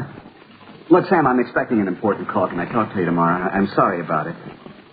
Yeah, sure. No, it's nothing else. Yeah. All right, Sam, I'll talk to you tomorrow. Okay, bye. Sam Nicholson wanted to know if I could play golf with him in the morning. Yes, sir. Thought at first it might be the kidnapper. Yeah. Wasn't. Thought sure it was him. Well, I wish something would happen. Just waiting will drive me crazy. You know, if we just knew she was all right, that's all. If we just knew. Yes, sir. All right, give me a chance to get that other phone. Wait till I say now. I know it's him this time. Now. Hello? Yeah, that's right. No, I was in the back of the house. What? No, the line isn't tapped. No, it isn't. I give you my word. Yeah, what about Grace? Is she all right? Yeah, I got it. Uh-huh. No, it's here in the house now. That's right, $50,000. Yeah, wait a minute. I better get a pencil. All right, go ahead. Yeah. Uh-huh. No, I know where it is. Yeah. All right, I'll try and find something. No, I'll find something. Yeah, all right. I'll leave as soon as I can. No, I won't bring anybody, I swear. Yeah, will you have Grace there? Hello? Hello? You heard it. Yeah. We better get started. You got the map? I'll get it. He said Grace was all right. You hear him say that? Yes, sir, I did. He said she was okay. Well, I hope he was telling the truth. Yes, sir, so do we. You know, it's been a long time, Sergeant, but I guess you never forget how. What's that? To pray. The man on the phone had instructed Mr. Marchand to attach a piece of white material to the front of his car and to drive north on Highway 101. He said that near Zuma Beach he would indicate his presence by flashing the headlights of his own vehicle. Marchand was to pull over to the side of the road and walk halfway to the kidnapper's car. After a wait, the suspect would approach Marchand and take the money. At that time, he'd give us information on the girl's return. 6:10 p.m., all of the cars in the operation were told of the latest developments. It was decided that I would hide in the backseat of Marchand's car with a walkie-talkie and keep contact with the other officers. Frank and Captain Powers would be directly behind us in Unit 1K80. As soon as we made contact with the kidnapper, they would try to take the suspect into custody. The money was wrapped in the brown wrapping paper, and at 6:14 p.m., Marchand and I went out to his garage and got in the car. He drove out Sunset Boulevard to the Pacific Coast Highway and turned right. We drove for about 40 minutes. There was no sign of the kidnapper.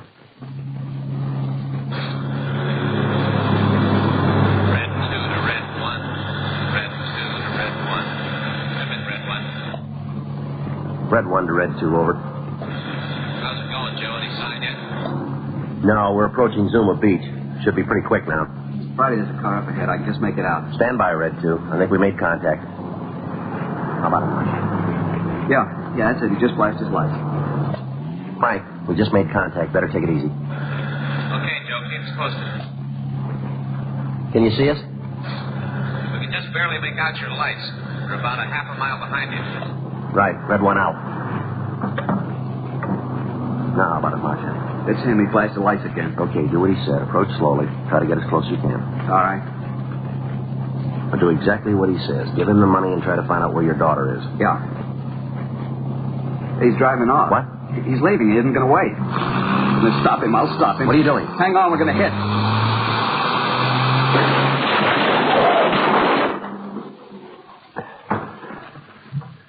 You all right, Marchand?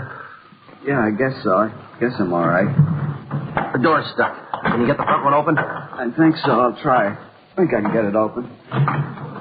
Right here. Let me through.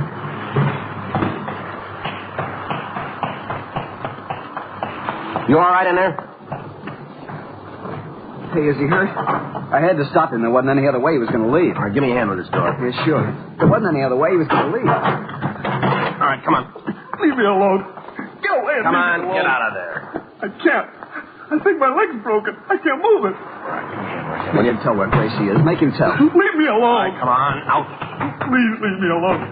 I can't stand it anymore. Where's Grace? Where's my daughter? When do we get him away from the I want to know where she is. If you don't make him tell me, I'll do it myself. I'll kill him if he's hurt her. I'll kill him right here. All right, come on, give me some help. Kill him. Just leave me alone with him, that's all. Just leave me alone. That won't make it any better. Why'd you do it? Why'd you run into me? You tried to take off, didn't you? I got scared. I wanted to get out. I didn't want to go through with it. Is the girl all right? You're going to get me a doctor. You're going to do something about my leg. You got to do something. All right, we'll take care of it. How about the girl? Is she all right? Come on, mister. Don't make it any rougher on yourself. What about the girl? Make him tell. I don't know. I don't know anything about it. All right, come on. Now, where's the girl? Is she all right? Answer me. Where is she? All right. All right. She's okay. I didn't touch her. I didn't hurt her at all. Where is she? Hotel downtown. She's okay. Hotel downtown. What hotel? The Piedmont. Room 506. You in this alone? Yeah. There's nobody else. All alone. All right. Yeah? Yeah. You all right? Yeah. How about the kid? Piedmont Hotel, room 506. Better get a call out on it right away. I'll take care of it, Frank. Okay, Captain. Hey, Joe, you got a bad cut in your forehead. Yeah, must have hit something when we crashed. Yeah, we saw it from back there. We didn't know what was happening. You going to call an ambulance for me? We'll take care of it. You better do it fast. I don't know how much longer I can stand it. It's broken. They'll never be able to fix it. Never. All right, let's go. You've got to carry me. I can't walk. Probably won't be able to walk again. You won't have to. Huh? You're not going anyplace.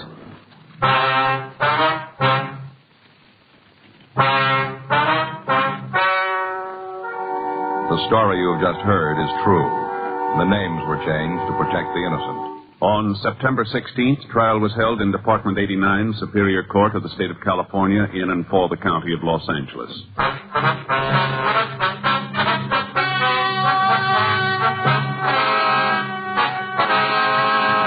Martin Francis Langer was tried and convicted of kidnapping for the purpose of obtaining ransom and received sentence as prescribed by law. On recommendation of the jury, he was sentenced to the state penitentiary at San Quentin, California, for the rest of his life.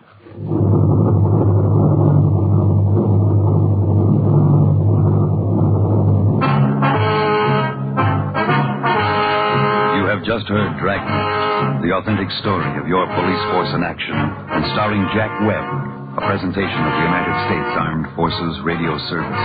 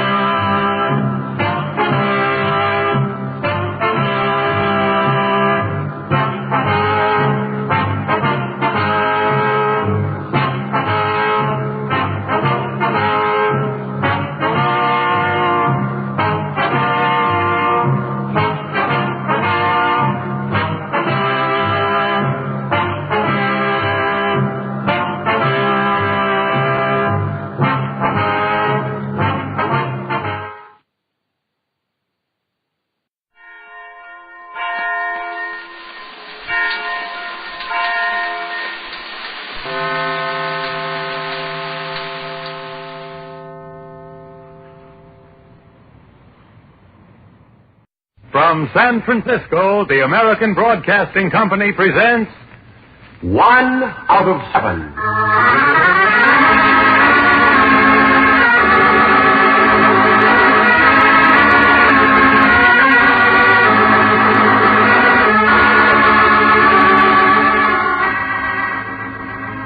24 hours make a day. 7 days make 1 week. And from these past 7 days, the editors here in our San Francisco newsroom have chosen the one story which they have judged most worthy of retelling. This is 1 out of 7.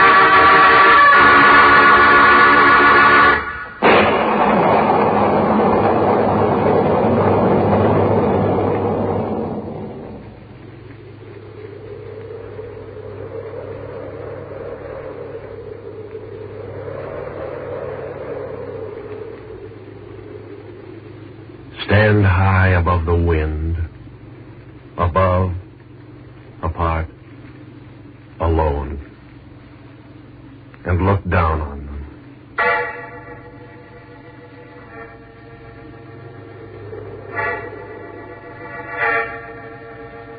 Look down on them. Look, and have only compassion in your hearts. Pitiful creatures. So confused,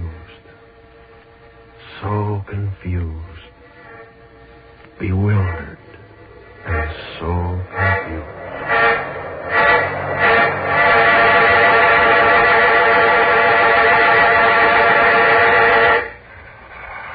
Oh, it is no use. No use. It is no use. They want to kill themselves. They want to kill everything. The fools, so blind, kill everything, break everything into little pieces. The fools destroy, kill.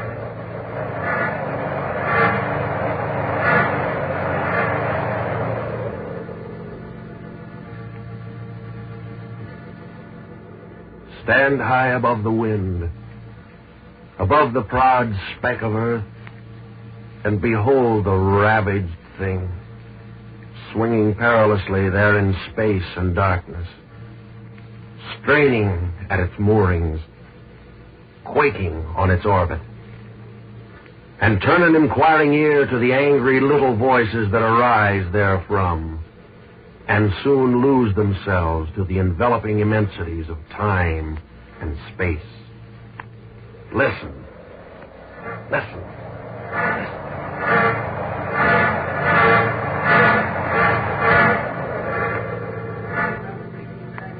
People of this great and glorious nation, let me tell you there is only one way to ensure the peace of the world so dearly bought. And that is by standing firm with other nations, by displaying our armed might at every turn, and if necessary, by getting tough. Getting tough. Let me tell you, people of this great and glorious nation, the Third World War is already well on its way to fulfillment. Already the world is turning into an armed camp, seething mistrust, suspicion, fear.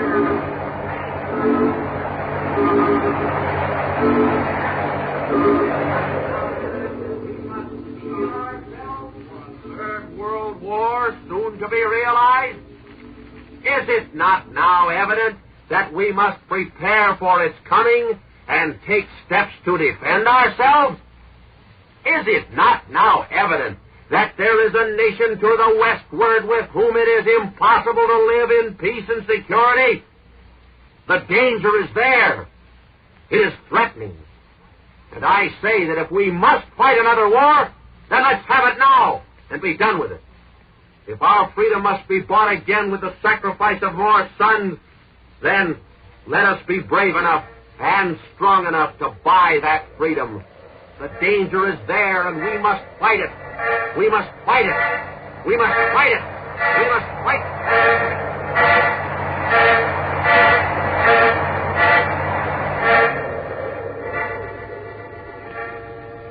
Fears, suspicions, mistrust, eating at their tiny mortal brains, hating, not knowing why they hate, not understanding, not caring to understand, speaking of their doom as though it were another crusade, unmindful of the great cloak of darkness, pressing closer. Strange, pitiful creatures. Listen to them. Listen. And mark the signs of impending doom. Listen.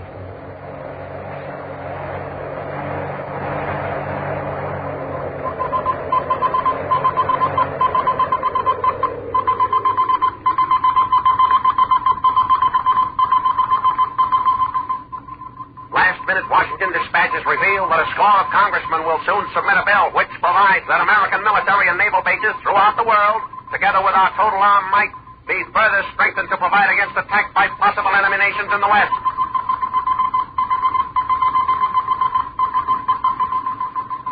The United Nations organization, the supposed hope of the world, is reeling toward its grave already.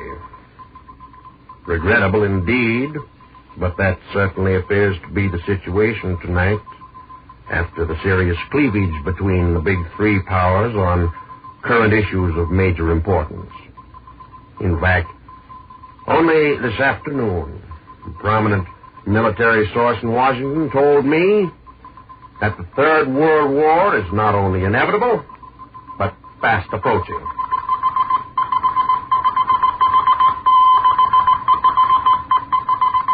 These past weeks, America, her people, and her neighbors reacted with dead pessimism to the ever-growing possibility of a Third World War.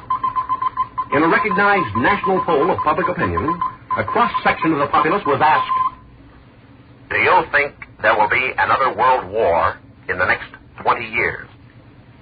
And the people, lately delivered from the death grip of a second world holocaust, answered in a majority of more than 65%? Yes, there will be another world war in the next 20 years.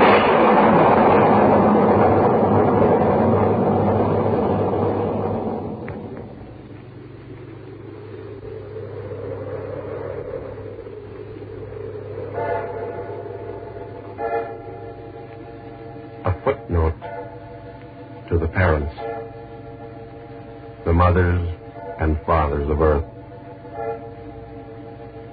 Go now and look down into the face of your sleeping child.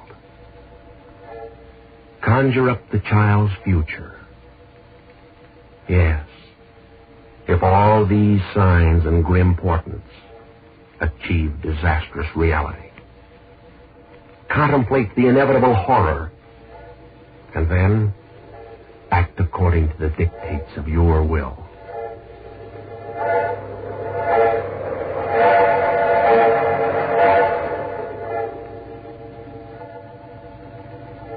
Stand high above the wind and look down with pity in your hearts, and listen to the angry mutterings of the childlike creatures as they quarrel over they know not what.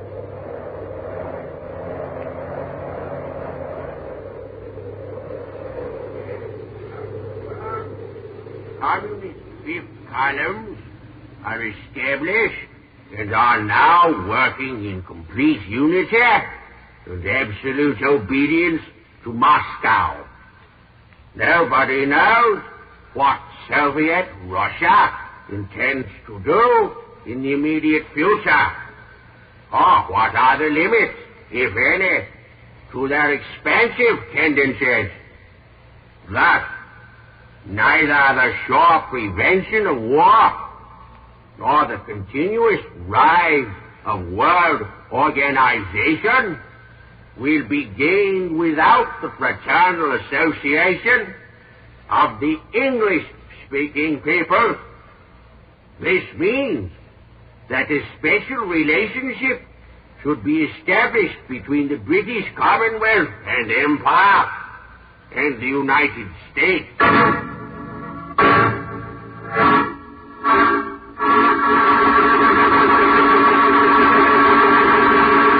A few days later, after endless hysterical commentary and reaction, there comes the answer to these words.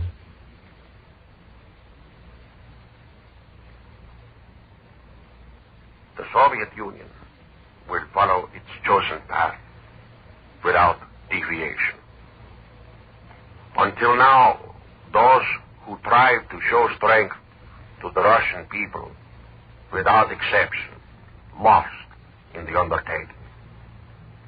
Why then does Mr. Winston Churchill call the two great Anglo-Saxon nations to this fatal road?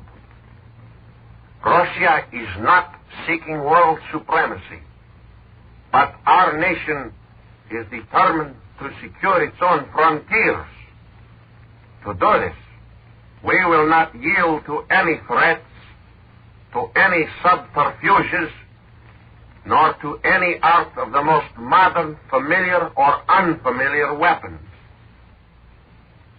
And while the storm rages, and suspicions, mistrust, and misunderstandings grow, and accepted channels of information clog the nation's mind with frightened, uncertain reports, from a quiet house in the city of Washington, the quiet voice of aging statesman Cordell Hull is heard throughout the towns and cities of the nation.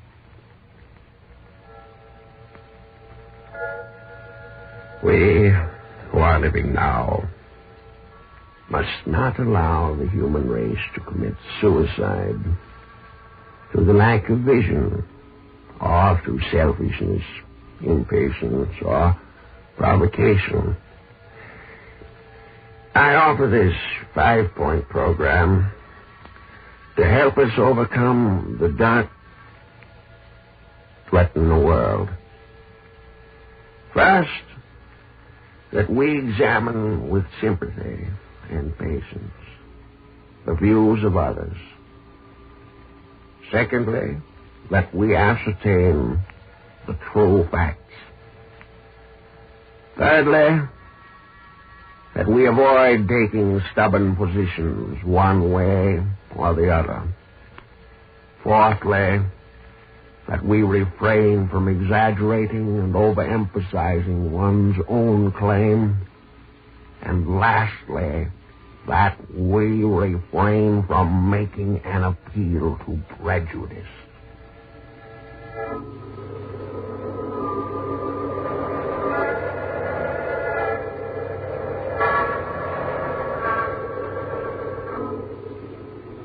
Stand high above the wind and look down on them. Pitiful creatures, so confused, so frightened by the gathering darkness, so sure that there will be a tomorrow, so sure, even while their speck of earth totters at the edge of utter destruction. Look down on them and have pity.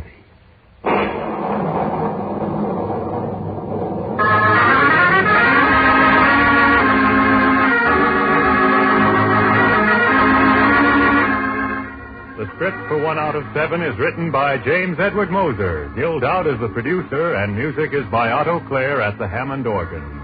Tonight's program was based on dispatches taken from the wires of Associated Press, United Press, and International News Service. All characters were portrayed by Jack Webb.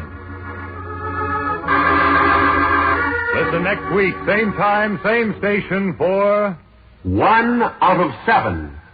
Mark Jordan speaking. This is ABC, the American Broadcasting Company. Dragnet.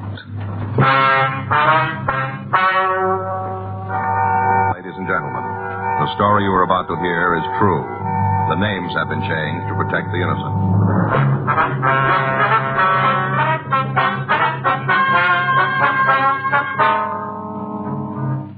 You're a detective sergeant. You're assigned the forgery detail.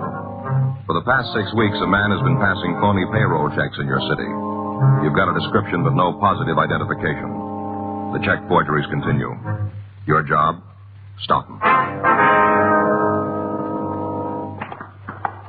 It was Tuesday, May 17th. It was windy in Los Angeles. We were working the day watch out of forgery detail. My partner's Frank Smith. The boss is Captain Welsh. My name's Friday. We were on our way back from lunch, and it was 1:13 p.m. when we got to room 29. Forgery. Yes, ma'am, that's right. I see. Hold on a minute, will you, please? Hey, Joe. Yeah? Skipper wants to talk to you and Smith. Right, thanks. Well, just one thing, ma'am. Could you tell me what kind of account it is? Yes, ma'am, I understand that. Is it a account? Well, in that case, your husband's got a perfect right, Skipper. You want to see it? Yeah. I guess you know what's on my mind. Oh, we got a pretty good idea, yeah. Corner Pocket had me in this morning. Been getting beats from all over town. Factories raising Cain because their employees can't cash legitimate payroll checks. Merchants scared to death of being stuck with a phony. Making any headway on this guy? Not much. Well, just where do we stand? Lay it out. Well, he passed another one last Tuesday, a tailor shop on South Jefferson. How many does that make? Well, 24 that we know of. All in the last 6 weeks? Give or take a couple of days. You sure they're from the same guy? Same MO, same description. A couple of times had a woman with him. Said she was his wife. We sent out circulars on them both. Any results? 1 or 2 leads that didn't pan out. What about your informants? Nothing. They're holding out? I don't think so. I don't think they know him. Captain Welch. Yeah. Yeah, they're here. Uh-huh. I see. Okay, give me the address. Yeah. Yeah, I got it. Don't worry, I'll tell him. 24 bum checks, huh? That's right, Skipper. That's wrong. Huh? 25 now. On April 6th, we'd received the first report in this series of check forgeries. A grocery store on the corner of Oakwood and 3rd had cashed what appeared to be a payroll check from the Jeffers Carner Aircraft Company. It was marked payable to Russell J. Foreman. In our investigation, Frank and I had learned that the check was fictitious and that the company had never employed anybody by that name. We had also learned that bona fide Jeffers Carner checks were printed in a different manner and in a different color. During the next 5 weeks, we'd received additional reports of forged payroll checks supposedly issued by various Los Angeles manufacturers. In each case, the suspect had what seemed to be good identification, either a driver's license or an employment ID card from the company named on the check. The suspect had never used the same name or the same plant twice, but descriptions given by victims had indicated that the forgeries were all the work of one man. On 3 occasions, he'd been accompanied by a woman who had been introduced as his wife. Victims had been unable to make an identification from our mug books. Descriptions of both suspects and their MO had been checked with the staff's office and had been sent to CII up in Sacramento. A local and an APB had been gotten out. The 25th victim was Alvin Driscoll, owner of a men's clothing store on South Maryland Avenue. Frank and I interviewed him at his shop. He told us that the forged check which he had cashed appeared to be from the Elderdale Oil Refinery. I come into the store, bought a couple of items, gave me his payroll check to pay for them. That's all there was to it. That was last Friday? Friday morning, along about 9:30 a.m. What was it he bought, Mr. Driscoll? Sports shirts. That count over there. Marked down to $2.98. Some of them was as high as $5 last year. They're real good buys, believe me. Mm-hmm. They're medium. That was his size. What else can you tell us about this man? How's that? What did he look like? Well, like I said, he takes a medium shirt. That'd make him pretty average. About 170, I'd judge. Black hair, a little bit of gray in it. Pleasant face. Ordinary fellow. How was he dressed? Suit, shirt, button-down collar. Suit was a charcoal brown, about the shade of that one on the rack over there, down at the end. See it? When he gave you the check, did you ask for any identification? Well, I didn't have to ask. He just handed it over. He had a whole wallet full. Driver's license, union card, whole wallet full. Well, that may have been forged, too. Well, it looked genuine to me. Yes, sir. Wasn't any way of my knowing it was phony. I done just what I was supposed to, everything. Make sure you get identification when you cash check. That's what the bank says. It's what you police fellows say, too, isn't it? Yes, sir. Well, I'm still out $100, ain't I? Looks that way, doesn't it? Mr. Driscoll, is there anything you can tell us about this man? Well, no, nothing that comes to mind. Did he have a car? Do you know that? Yeah, I know. Well, did he? Brand new Ford convertible, one of them two-tone models. Probably wasn't even broke in yet, but that sure don't keep him from gunning it when he went barreling out of here. Are you certain about this? About what? Well, that he was driving a new Ford convertible. Well, I guess I know one when I see one. I'm considering buying a new Ford myself. Not like that snazzy roadster he had, a sedan, maybe. Had me a demonstration drive a couple of weeks ago. I see. Oh, my. Now I'll probably have to make out with my old clunker another year, thanks to his bum check. Oh, sir, did you happen to notice the license number? On the convertible? Yes. Yes, I noticed it. Well, do you happen to know if it was a California plate or an out-of-state? It's California. Do you remember the number? Now, what do you fellows think I am, anyway? You expect me to memorize a whole string of figures like that when I only seen them once? I ain't no quiz kid. Yes, sir. When you're my age, you can't keep every little thing in your head, Yes, sir. Would it really make any difference if you was to have that license number? Well, yes, sir, it might. Then I guess it's a good thing I jotted it down. The victim, Alvin Driscoll, checked his files and showed us a carbon copy of the sales slip for the items which the suspect had purchased. On it, he had noted the license number, R1V15347. 3:38 p.m. Frank and I went back to the office and asked the EMV to run down the number for us. That's right. 5347. Mm-hmm. Will you call us back? Okay, thanks. It'll be a minute or two, Joe. Mm-hmm. Looks like we might be getting our first break. Yeah. Well, you got a cigarette? Yeah. You all out? Well, I wouldn't be asking if I wasn't. Oh, okay. That doesn't mean anything, Joe. Here you go. Right here. No, go ahead, keep them. I got another pack. That's all right. I'll get some more. Well, I told you to keep them, Joe. There's only a couple left. Matter of fact, there's only one. Oh. Thanks anyway. Sorry. Marjorie Smith. Wait a minute. Okay, go ahead. Myson? M-Y-S-O-N? Yeah, I got it. Uh-huh. 117. Huh? You sure? Yeah, I see. Okay, thanks. Well, the DMV came up with a car to match that plate. Uh-huh. There's one thing wrong. It isn't a brand new Ford. Oh? It's a 6-year-old Buick.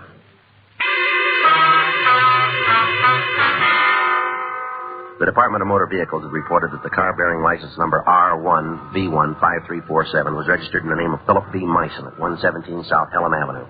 Records showed that the car in question was a Buick sedan, which had been manufactured 6 years earlier. We ran Myson's name through R&I. They had nothing on him.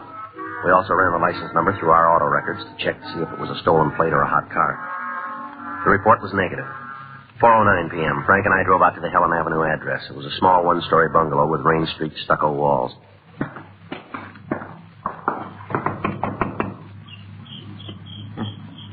We'll try it again. Yeah, who is it? Police officers. Well? You're Miss Philip Myson? Yeah. Miss Frank Smith, my name's Friday. All right, your name's Friday, his name's Smith, my name's Myson. Where's that go? We'd like to talk to you for a minute, Miss Myson. You mean you want to come inside? Well, it might be a little easier to talk there. Nobody's stopping you. Yes, ma'am. You want to sit down, you have to clear off a space. I'm not much of a housekeeper. Sorry, we can stand. Suit yourself. Miss Myson, is your husband home? Phil? Yes, ma'am. Mm-mm. Do you know where we might get in touch with him? No. You must have some idea. I haven't seen him since last March. Oh, what kind of a car is he driving? Ask him. Did he ever own a Buick sedan? License number R1V15347. Why? We'd like to know where the car is now. It's out in the garage, and that's where it's staying. You can tell that lousy crumb if he thinks he's going to take the car away from me, he's got another thing coming. Your husband isn't trying to take your car. Yeah? What are you doing here? We'd like to check the license plate, that's all. You sure that's all you want, just to check the license? That's all. Oh, wait a minute. I'll get you the garage key. Thank you. Sorry if I gave you a rough time. You can't blame me. Sorry if you're like my husband. He'd have to try anything. Yes, ma'am. Well, here you are. Be sure you lock it up when you're done. Yes, ma'am. I'll take a look at it, Joe. Right. Well, I might have known it was too good to last. Ma'am? Not hearing from Phil for over 2 months. Is he still in Los Angeles, would you know? Not if he's got good sense. What do you mean? If he's smart, he'll stay as far away from me as he can. Yeah. He's just plain lucky I didn't kill him. Given me a shirt with some other dame's lipstick on the collar, expecting me to wash it out. I should have throttled him with it. Yes, ma'am. Do you have a picture of your husband, Miss Mason? Why? We'd like to know what he looks like. Like a bum, that's what. Do you have a picture? Snapshot, maybe. Would you see if you can find one for us? All right. Just looking at him will probably spoil my supper. Yeah, here's something. I'm married to a face like that, and I have to worry about other women. All right, if we borrow this for a couple of days. Do me a favor. Keep it. Sure. Excuse me, Miss Mason. Yeah. That's the right license plate for our car. Buick sedan? Just like BMV had at 6 years old. Okay. Here's your key, ma'am. You locked up tight? Yes, ma'am. Sorry if we bothered you. Oh, forget it. Hey, wait a minute. Yeah. Not that I give a darn, but how about telling me why you're so interested in Phil? It was just a police matter. You don't think he pulled a job or something? Why should we think that? You shouldn't. You do, you're way off base. You really picked the wrong guy. Yes, ma'am. Take it from me, if a jerk like Phil ever got out of line once, just once, you boys wouldn't have to go looking for him. Oh? No. You'd catch him red-handed.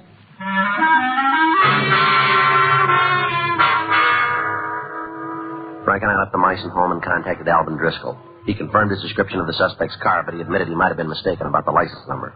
We showed him Meissen's photograph, and he was certain that Meissen was not the man who had passed the forged check.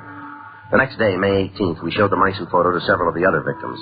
They all agreed that he was not the forger. 11:17 a.m., we went over to DMV and began to try variations of the license number Mr. Driscoll had given us to see if we could come up with a late model Ford convertible. 12:32 p.m. How you doing? Well, I turned up a couple of Fords, no convertible. Well, let's switch the last two numbers every way I can think of. What are you working on now? V15. Okay, I'll try the 5-3 part of it. Simon. Huh? New Ford, only one digit off. Convertible? Yeah. Sounds like it might be it. It's pretty hard to tell you. What do you mean? Belongs to a car rental agency. DMV records showed that a vehicle similar to the one we were looking for was registered to the C.P. Adams Auto Rental Agency on South 6th Street. 2:17 p.m. Frank and I went over there and talked to the owner, Clifford P. Adams. Would you give me that number again, please? That's R1V35347. All right, I got it. Now, if you'll just give me a moment to check our records. Yes, sir. Now, we have a stock of over 50 cards. It's a little difficult to remember all the license numbers. Yes, sir, it would be. Mm-hmm. Here we are. It seems you're quite correct. That's one of our automobiles, a new Ford.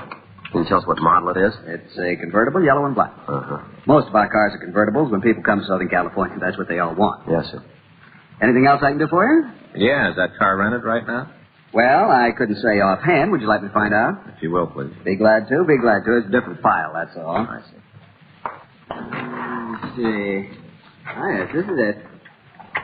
No, that car's in the shop today. Grease job, oil change, regular checkout. Do you have the names of the people who've rented it lately? They're right here on the card. Any particular date? How about last week? Thursday. Thursday. That would be Mr. Waters, Mr. Gerald Waters. He used the car all last week, just turned it back yesterday. Your regular customer?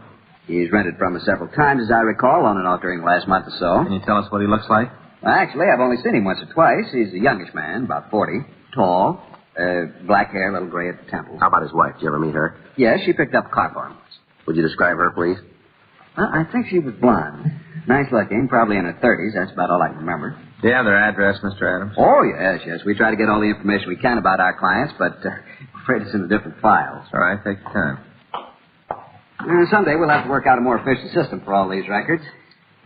Thompson, Tucker, Virgil, Waters. Yes, this is it. Home address, Springfield, Illinois. What about here in town? Oh, we have that, too. The Haven House Motel on Sunset Boulevard. I see. But I'm afraid you won't be able to reach them there. Oh? When Mr. Waters turned in the car yesterday, he asked us to drive him and his wife to Union Station. Yeah? Yeah, he said they were leaving town.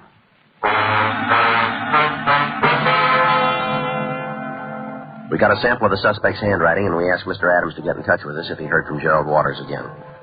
We sent a teletype to Springfield, Illinois, requesting any information they might have about Gerald Waters. The next day, May 19th, the Springfield PD replied that a man answering Waters' description was wanted for a series of Illinois check forgeries. They also said his true name was Fred H. Joyce. They said that they were forwarding a mugshot airmail special delivery. The mug arrived on Friday, May 20th. We showed it to 4 of the check victims, and they all positively identified the photograph. 3:36 p.m., Frank and I drove over to the Adams Car Rental Agency to confirm the identification. Hi, Mr. Adams. Well, this is quite a coincidence. Sir? You're coming here today. I just called you a little while ago. We didn't get any message. Well, I didn't leave any message. I wasn't sure it was important. Well, what was it you wanted? About Mr. Waters. You told me to let you know if I heard from him again. That's right. Well, I did. What's that? He wants to rent another car.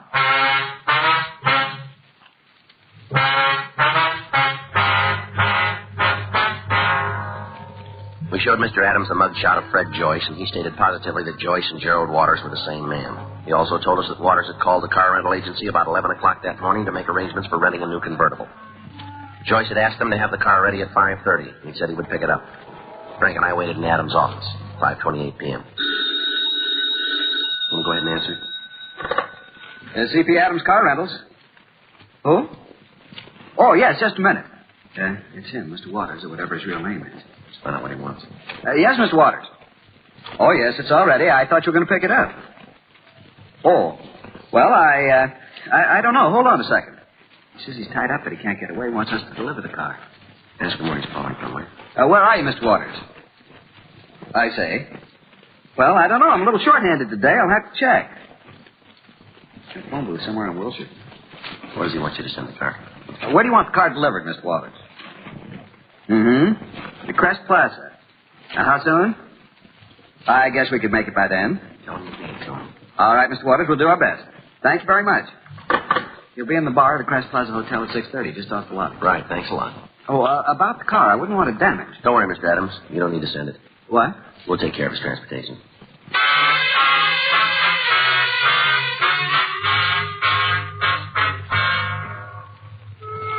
We went over to the Crest Plaza Hotel. It was 6:28 p.m. when we arrived. There were 2 entrances to the bar. Frank went in through the lobby, and I used the street door. Yes, sir. What can I do for you? Got any hot coffee? Yeah. Black, please. That all you want? Yeah, that's all. Not very busy tonight, are you? Place livens up later on. All right. Evening. Hi, you 2 guys together? That's right. He wants coffee, too, huh? Yeah, black. Figures. Okay, sports. I'll get it. You see him? No, he's probably not here yet. Here you are. Thank you. Don't mention it. That'll be 20 cents. All right. There you are. You sure you don't want anything to drink? No. Well, would you mind finishing the coffee over in the booth? What do you mean? Well, it's not good for business. Why? We sell booze, not coffee. Other customers come see us sitting here swilling coffee, so we give them ideas. Thing like that catches on, the place will go broke. We're police officers. What? Police officers. Well, what are you doing here? Something wrong? A couple of questions we want to ask. Yeah, about what? Take a look at this picture. I'd like you to tell us if you know him. Wait a minute, let me get some light. Yeah. Yeah, I've seen this guy around. Does he live here in the hotel? I don't think so. He comes in once in a while, though. Usually drags a blonde around with him. Mm-hmm. You guys been looking for him long? Quite a while, yeah. You must be looking in the wrong places. What do you mean? He just walked through the door. That's him. Let's go. How about dry martini, eh? A couple of them will set pretty good before dinner, huh? Yeah? Something you want? You Gerald Waters? What? Gerald Waters, is that you? You from the car lot? You come up with the first answer, mister. How about the name? Yeah, I'm Waters. Where's the car? You won't need it. Police officers, you're under arrest. What are you talking about? You keep out of this, honey. All right, come on, Waters, on your feet. You better take it easy. You're liable to find out you're rousing the wrong guy. Well, I'll tell you, I'm going to run that risk. Get up. Okay. Keep your hands on the table. I don't know what this is all about, but I know you haven't done anything wrong, Gerald. Whatever happens, I'll stick by you. I'll get a lawyer. I'll raise the money somehow. Whatever happens, I'm never going to leave you, Gerald. Don't worry about it, lady. What? You're coming along. We took the 2 suspects into custody and drove them down to the city hall. 7:08 p.m. We turned the female suspect over to a policewoman to be searched, and we brought Joyce into the squad room for interrogation. All right, Joyce, take everything out of your pockets. My name's Waters. You know that. We know it's Joyce, too. Go on, empty. Lay the stuff on the table. Where do these keys fit? Lockers. Where? I forget. Sure. Listen, why are you holding my wife? She hasn't done anything. If you think you can frame me, go ahead and try it, but turn her loose. That's not up to us. Why not? She's been with you too often. What do you mean? When you were passing those phony checks. Phony checks, is that what you think I've done? There are about 25 people who say it was you. They're wrong, that's all. Dead wrong. They don't think so. Are you willing to go to court? I better shut up. Ever been in Illinois, Joyce? What? Springfield. What do you know about that? You're in the upper brackets, Joyce. We got the whole story. Come on, Joyce. It'll make it easier all around. How about it? Where's Myra? She's all right. Where is she? Right down the hall. I'll tell you what. Yeah. We can get together on this thing. We can come to an agreement. Go ahead. What if I admit the whole deal? Tell you all about it. Yeah. What about Myra? Will you let her go? That depends. On what? How clean she is. Well, she'll stand any kind of a look. She's never been in any trouble. Mm-hmm. And she doesn't have anything to worry about. Go ahead with the story. Okay, I'll get on your side. I'm the guy you're looking for. We knew that going in. Whole thing started right after Myra and I were married. Yeah. Was making pretty good money, enough to give her the things she wanted. You know, she's a pretty girl. A woman like that's got to have nice things. Mm-hmm. I don't know how it happened. Just all of a sudden, the bottom seemed to drop out of the whole company. You mean your business? Yeah. The whole thing just seemed to explode. No matter what I did, it was wrong. Nothing worked. Mm-hmm. Couldn't let Myra know about it. They just couldn't. Yeah. I tried to borrow the money, talked to all my friends, tried to get them to stake me again. Mm-hmm. All I could see of them was their backs. I had to do something. So you started hanging paper. It was the only way, the only one. Do you have any more checks? Yeah. Keys there. They're for a locker downtown. You'll find all the stuff there. Okay. All right, now how about it? What?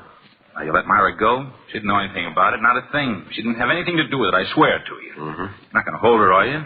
Now that I've told you the truth. Forgery, Friday. Yeah. Mm-hmm. Where? Okay, thank you. They just checked your wife's prints, Joyce. Why'd they do that? You aren't going to hold her. You gave me your word. You don't want her for anything. A couple of other states do. What? You aren't the only husband she's had, and you aren't the first forger she's worked with either. What kind of a double cross is this? No double cross. She's got a record as long as your arm. That's a lie, a dirty, lousy lie. Ah, take it easy, Joyce. Still a lie. Figure it out for yourself. Take a good look. What do you mean? Did your wife know anything about the checks? Sure, after we got going. Wasn't any way to keep it away from her. How about when you started? She know then? No. You sound pretty sure. Maybe you talked it over with her, huh? I don't know, maybe. She might have helped you out a little then, huh? Maybe some of the operation was her idea. How about it, Joyce? I don't know. I don't much care anymore. Maybe it was her idea. Maybe she did play me for a sucker. Sure sounds that way to us. Doesn't really make any difference if she did. Take a look around you, cop. Everybody's a sucker. Everybody in the world is going to fall for a con game sooner or later. Everybody. Mm-hmm. Those guys that cash the checks for me. Suckers, every one of them, just like me. Look at all the money they're out. Well, there's a big difference. Huh? That's all they're out.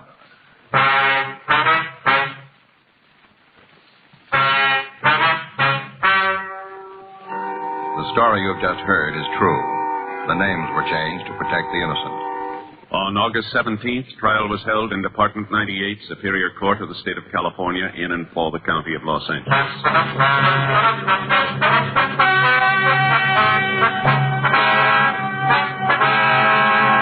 Frederick R. Joyce, alias Gerald Waters, was tried and convicted of forgery, 5 counts. Forgery is punishable by imprisonment for a period of not less than 1, nor more than 14 years on each count.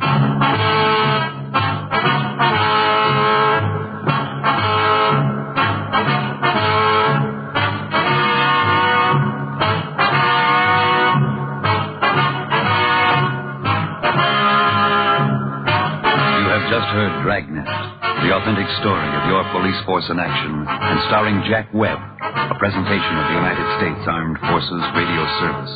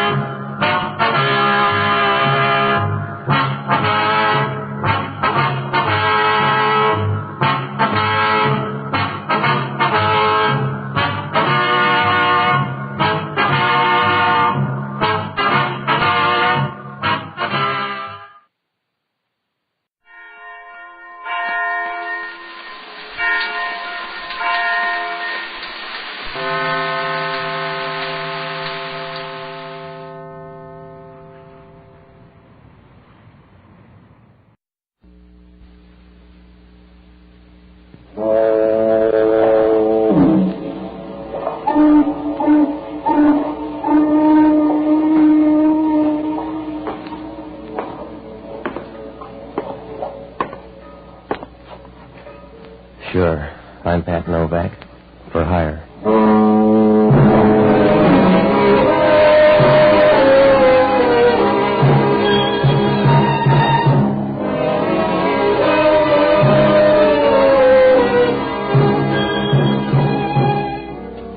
That's what the sign out in front of my office says. Pat Novak for hire. Oh, there are a lot of ways to put it, but it's easier if you let your slip show right from the beginning. Because down on the waterfront in San Francisco, you got to do a lot of things to make a living. Otherwise, it's like being a CPA in a charity ward. I rent boats and do anything else that'll keep a bum lawyer in beer and broadcloth. Works out all right. You make a few bucks if you don't forget there are only 2 questions you can ask anybody down here. When and how much. Even then, you got to watch out, unless you like your trouble without a chaser. I found that out Monday night. I closed shop and I walked down the street to Noonan's bar. Well, it really isn't a bar. It's just a couple of stools with a bottle opener and a jukebox full of Irish tenors, but it's good enough to give you a shove down the road. Must have been about 11. I was sitting at one end of the place by myself, sorting out mistakes and spending a $50 on the bar, so I don't know when she came in, but she came in. I remember that.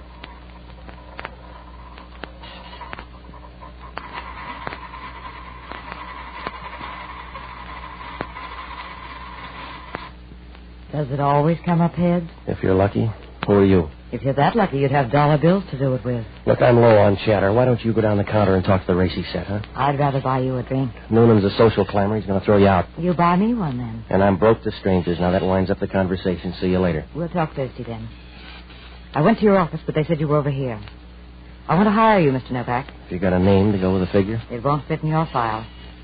I want you for 3 hours' work tomorrow afternoon. Can you do it? If I said yes, it might be too tough. There's a flower stand at the corner of Post and Kearney. I want you to go to that stand tomorrow afternoon at 2 o'clock. Pick up a geranium plant and deliver it to this address. I'm too big for a Western Union boy. Are you too big for $50? No.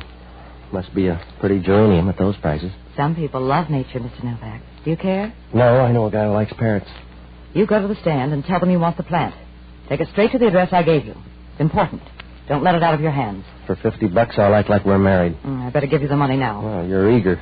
Suppose I don't deliver. I found you tonight. I can do it again. Mm-hmm. Well, where do I get in touch with you? You don't. Mr. Novak, this is the last time over the course. So take a good look now. Yeah, I'm away past midnight already. Suppose something goes wrong tomorrow. Then it's very simple, Mr. Novak. You won't have to send for flowers. Good night.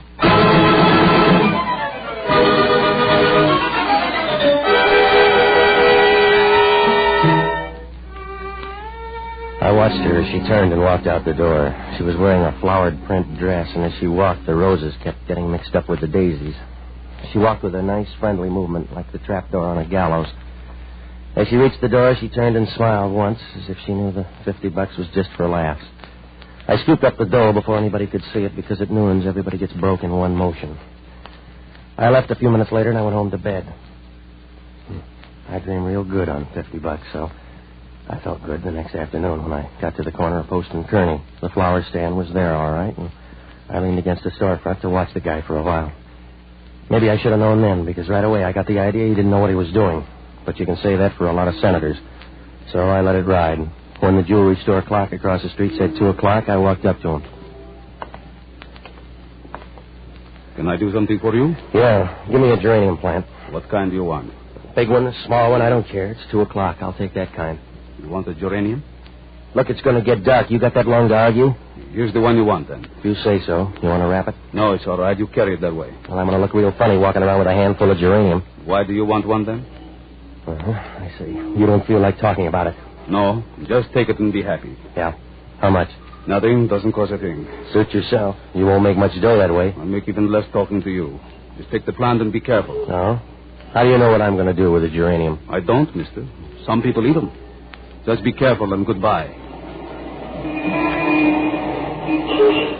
Well, the way things were going, Post Street began to look like the main drag in Casablanca. I watched the guy fumble around with a customer for a minute, and then I crossed the street and started up toward Union Square. The cop gave me a kind of a funny look when he saw the geranium. He smiled as if he thought I had a pair of dancing sandals in my coat pocket. About halfway up the block, I stopped to look in an art store. Right then, I noticed the guy with a cane for the first time. He was standing near me, looking in the other window. He was a little guy and kind of wrinkled and bumpy. His skin looked like a cucumber full of powder. I started up the street and pulled in at a bookstore. He stopped, too, and I knew he was following me. When I got to Stockton, I turned left and walked toward Geary Street. Halfway down, there's a little street called Maiden Lane. Oh, it sounds gentle, but so does Vesuvius when you say it fast. I just started to cross when a black Nash pulled away from the curb. Some dead relative must have put in a good word for me. Hey, over here! Hey, pull him over! Hey, over here! You all right, mister?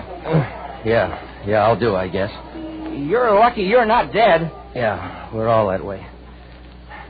Give me a hand, will you? Oh, thanks. That car came out of there and hit you on purpose. You're lucky you're not dead. All right. I owe the house a free roll. This lady here took down the license number. You want it? Yeah, thanks. You sure you're all right? Yeah, I'm a slow bleeder. I dropped a plant somewhere around here. This it? This red thing? Yeah, that's it, thanks. Didn't even hurt the plant. That's something. You know, when I saw that car come out of there and hit you, you know what I thought about you? That fella's lucky he's not dead. Yeah.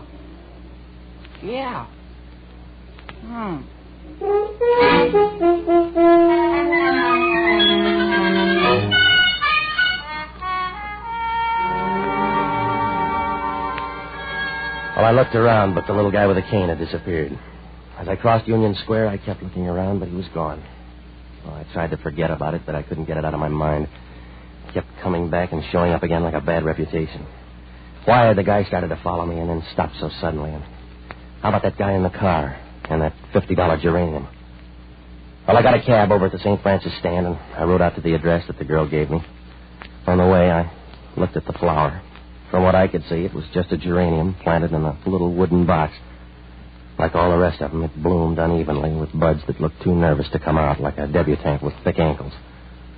When the cab pulled up at the address, it was a rooming house out on Clay Street. The note I had said third floor rear, so I went up there and knocked. There was no answer, so I went in expecting to find anything. Anything but what I did find. Hello? Go away. Go away and leave me alone. She closed her eyes and stopped talking. She was so sick it showed like a searchlight in a cave. Her complexion was pasty and the color of a November sky. She had no expression on her face, just thin lips drawn so tightly the rims were white. No, she wasn't ready to quit yet, but you could tell she'd been papering the house for years. And you wouldn't want to bet on her. She was going to last about as long as a warm snowflake, it was easy to tell. You got a bad cough, you need some sun. I need more than that. Yeah, I guess you do. Who are you? Relax, I'm not the welcome angel. I just brought you some flowers. Is it a joke for somebody? I don't know, lady. With me, it's a $50 hustle. They're your flowers, so you work out the right answer. Go away. Go away, please. You want the flowers? You brought them for me, didn't you? Leave them and go away. Well, it's just a geranium. I'm going to leave it on the table. Why'd they send you? My reason was $50. To come to hurt me? I don't know. Do you rate it? Oh, I'm too tired. You couldn't really hurt me, could you? Thank you for coming. Thank you for your kindness. Sure. If that's what it is, you're welcome.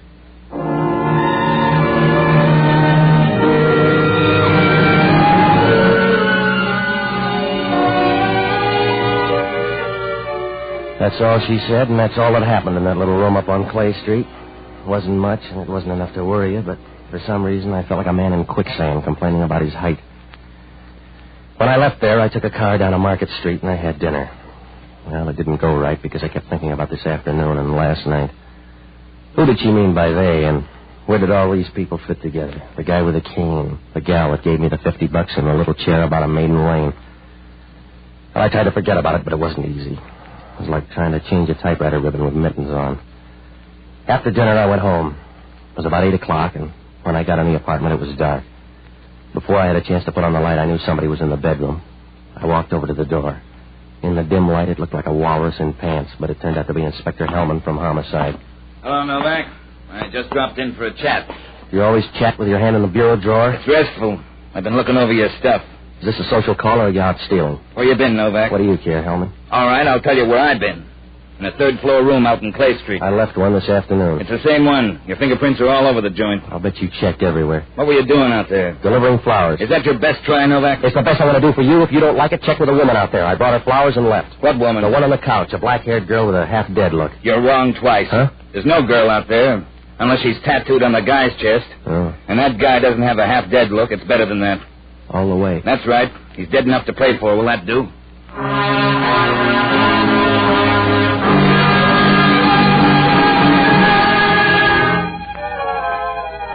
Hellman's sleeve so full of fat, I didn't expect anything else up there. He flipped on the light, and I could see he was real pleased with himself. He was smiling like a guy who's just found his partner bidding no trump with 13 spades. He sat down on the bed and unbuttoned his coat. Part of his stomach oozed out and hung over his belt like a 1910 lampshade. He lit a cigarette, and then he began to run his tongue over a set of teeth that looked more like old mandolin picks than teeth. He blew smoke and looked about as appetizing as a piece of squid pie. Must have been a short argument, Novak. The coroner says the guy checked out in a hurry. What else does the coroner say? It was good poison. You buy only the best, Novak. Don't stub your toe, Hellman. I went up there to deliver a geranium plant. So far, you got a good case. The guy was poisoned with a spring needle, hidden in that geranium box. Who was he? He didn't say, and there wasn't any identification. Do you want to help? I don't know, Hellman. When I was there, we were doing Camille. Some ghost woman was dying on the couch by inches. It was her room. You better check. We did. The room was rented 10 days ago by a man named George Langley. The landlady says there's never been a woman in the room. That's what all landladies say. Wake up, Hellman. I stood there and watched her shake like a dust mop for 10 minutes. You can follow up on her and then check that florist stand at Kearney and Post. What do I check for, bull weevils? He's the guy that gave me that geranium plant. We'll check.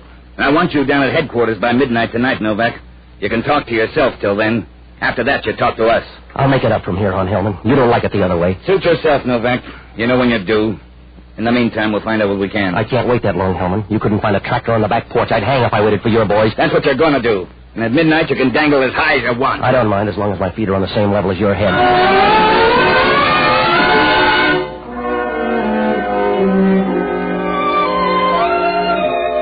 When Hellman left, I sat down to try to piece things together. I knew everything was there if I could just shove it into place. It was like trying to swap an egg beater for a mixmaster. I was pretty sure there was something about the geranium plant I should remember. One little thing that threw everything else out of focus. Well, I finally gave up. I was $50 ahead and one murder rap behind. Depends on how you like your fun. $50 is all right, but the pleasure's limited. Like giving somebody a hot foot in an ammunition dump. If I was going to drag the town, I needed help. So I looked up the only honest guy I know. An ex-doctor and a boozer by the name of Jocko Madigan. Oh, he's all right for a guy who thinks people with steady hands are lazy. I finally found him in a little tinsel joint on Mason Street. It was high class for the neighborhood. The smoke was only a week old, and they had a cigarette girl. A long, leggy biscuit that wandered around trying to sell a sour smile at sweet prices. Jocko was down at the end of the bar rolling some olives back and forth. The rhythm was fine. Ah, Patsy, you're just in time to help me off the wagon. A stout glass for Mr. Novak. Oh, I want to talk to you, Jocko. Oh, Patsy, confidentially, I hate martinis. I just drink them for the vitamins. Everybody should have a few vegetables, and I have chosen olives. Look, I'm in trouble, Jocko. Will you sober up and talk? I could do that easily. I've done it 2 or 3 times, and it's no trick at all. But I refuse because it's a vulgar display of willpower. Will you stop, Jocko? You know, Patsy, there are only 2 things that could cause my downfall. Whiskey or women. I'm not particular. You find a nice old widow, and I'll quit this thing. All right. Some plump old party with a memory as vivid as my own. Preferably somebody rich enough to convince me the lines in her face weren't put there by worry. Oh, stop it, will you? Patsy, I'll allow you to motivate my dissent, but I will not permit you to bring it to a halt. I apologize for interrupting. Go ahead. What do you know about flowers? Oh, I think they're pretty on a woman's shoulder, but I suppose that's mixed devotion. Why? Well, I'm going to need your help, Jocko. There's a dead guy out on Clay Street, and Hellman's campaigning for me. How do the flowers fit in? A geranium plant. The guy was poisoned with a needle in the box. I took the plant up there to a woman. A clumsy approach. Why a geranium plant? It's a mixed-up story. I got hired in Noonan's bar to pick it up this afternoon at Post and Kearney. I got gumshoed all the way up Post Street and hit by a car at Maiden Lane. You looked bent when you walked in. I took it out to this address, and I gave it to a dying woman. Now she's disappeared, and Hellman's after me for the dead guy on her floor. Oh, I need some help, Jocko. I got to find a way out of this. Well, you passed up a golden opportunity when that car hit you. That's one of the places you come in. Now, here's the license. I want you to hop down and check the registration, will you? What is? Find out who runs that flower stand at the corner of Post and Kearney. Now, if you get back in time, I can check tonight. Tag by my place. I'll either be there or I'll leave a message. Where are you going? To find a woman. That seems like a peculiar way to handle a crisis. Well, I gotta find the gal that started me out on this. Patsy, I wish you'd forget about women. And I wish you'd forget about whiskey. Yes, we both have our problems. Except I enjoy one safeguard that you don't. At least I can look at the label and tell how old it is. Good night, lover.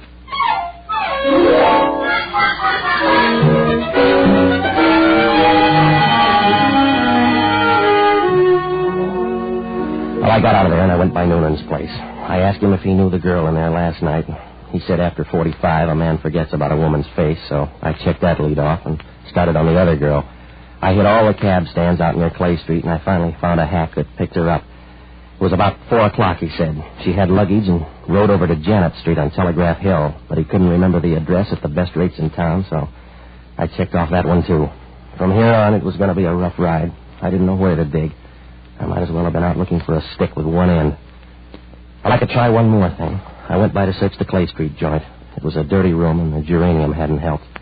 There was a sweet odor and a thick, dusty cloud all over the place. It was like going to sleep in a bag of an old vacuum cleaner. There wasn't anything there that could help, and on my way out, I heard footsteps. I snapped off the light and waited. The door opened slowly. I couldn't see her face, but I knew it was the girl from Noonan's.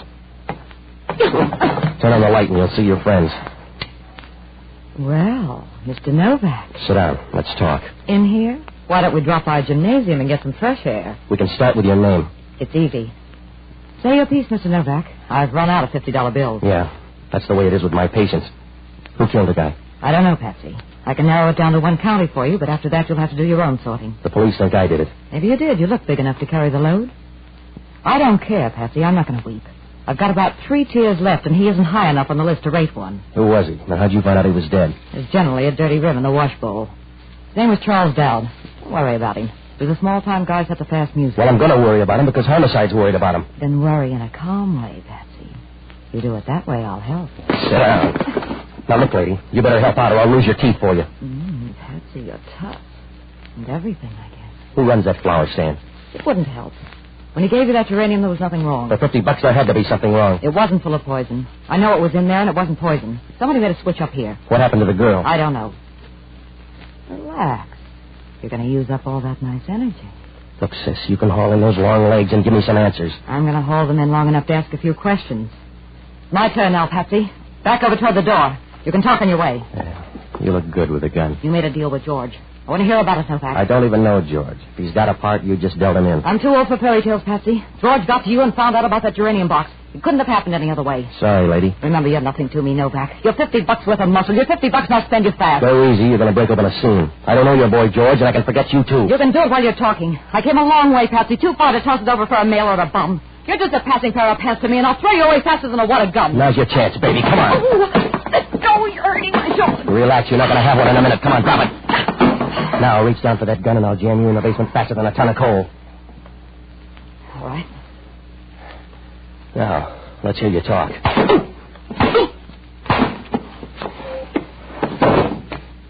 I would, Patsy, but you're not listening.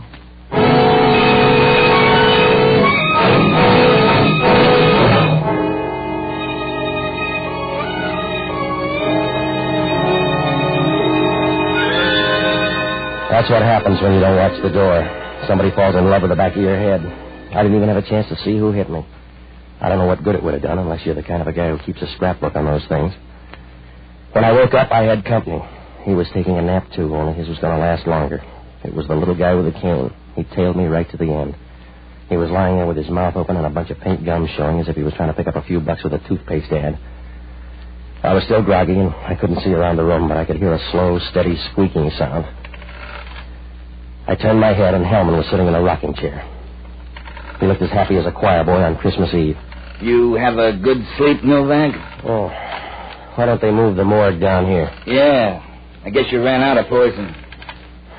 Why don't you go away, Hellman? Home, maybe, huh? I don't owe your wife anything, so I'll wish that. Who's the guy? I don't know. You looked chummy when I got here. I don't know, Hellman. He followed me all over Post Street this afternoon. Check him yourself. I did. There's nothing on him. I'll bet his gold fillings are gone now. Your trial run was a guy named Charles Dowd. I know. He was arrested in 1942 on suspicion of espionage. He's in business again. A whole bunch of them are, and the kicker has something to do with that geranium plant. What bunch? These dead guys and a lot of others on the same schedule. It's that geranium plant. It all started at Post and Kearney. You better check that florist stand. Don't you ever get tired, Novak? Huh? We checked the florist stand at Post and Kearney. The answer's no. Did you talk to the guy? No, because there is no florist stand at Post and Kearney. You're crazy, Hellman. I got a geranium plant there this afternoon. There's no florist stand at Post and Kearney. If you got a geranium there, it was grown out of a crack in the sidewalk.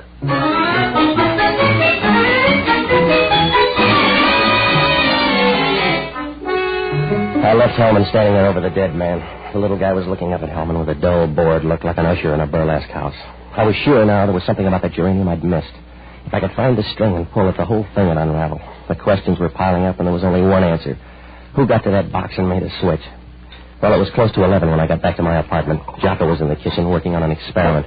Ah, Patsy, I'm drinking to your memory. I'm making up for cheap booze with extra sentiment. What'd you find out? You were mixed up.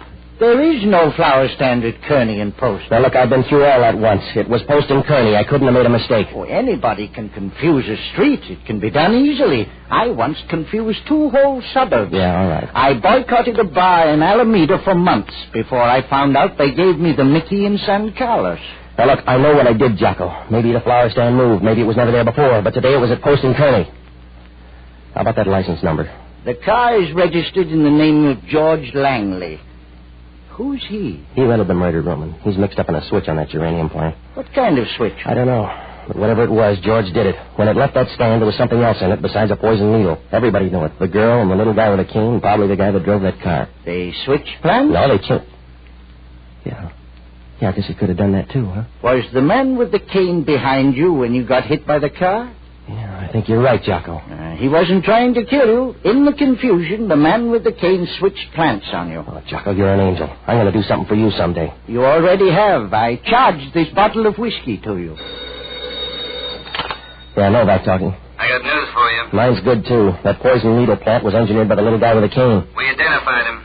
His fingerprints match an espionage agent called George Langley. Well, he was due any minute. There's nothing else on him except he lived in a place up on Janet Street. So it happened that way. Huh? That's where the other geranium is, Hellman. You better get up there before they ring down the curtain. That other plant's going to draw all the boys and girls. What does that prove? Nothing, except you haven't got any business bothering a flower unless you're a bee.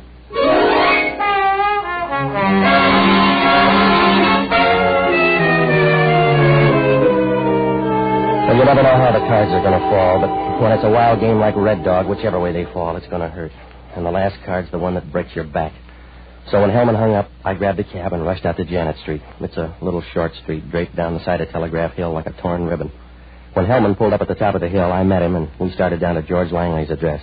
Hellman opened the front door, and as we started into the bedroom, we ran into a traffic jam. I'm sorry. Hello, Evie. This is Hellman from Homicide. I don't have time now, Patsy. That's all you got, baby. Grab her bag there, Hellman. Patsy, you're crazy. Open her bag, Hellman. That's what they're all after. There's the geranium over by the window. Let's have the bag, lady. You're all too grabby. I'll take it. Come on, Edie. Who's this guy? A pixie, Hellman. He's the guy that sold me the flower down at Post and Kearney. I'm sorry you got mixed up, Novak, but I'm short on regrets tonight. Give me the bag, Edie. Go easy. We're going to get in too deep. You're in up to your nostrils now, baby. The bag. I want that piece of paper. You don't need a gun, Gerard. That's up to you, Evie. You double-crossed me, and I'm too old for a new set of tricks. That's the way it had to be, Gerard. You can see that. When George cut in, there was nothing else to do. It was high man in, low man out. You're out there, and I want the bag. Stay away from me, Jerry. Give me time. I'll get far away. I'm going to hang on to it. Stay away, Jerry. I hear you, but that's all, baby.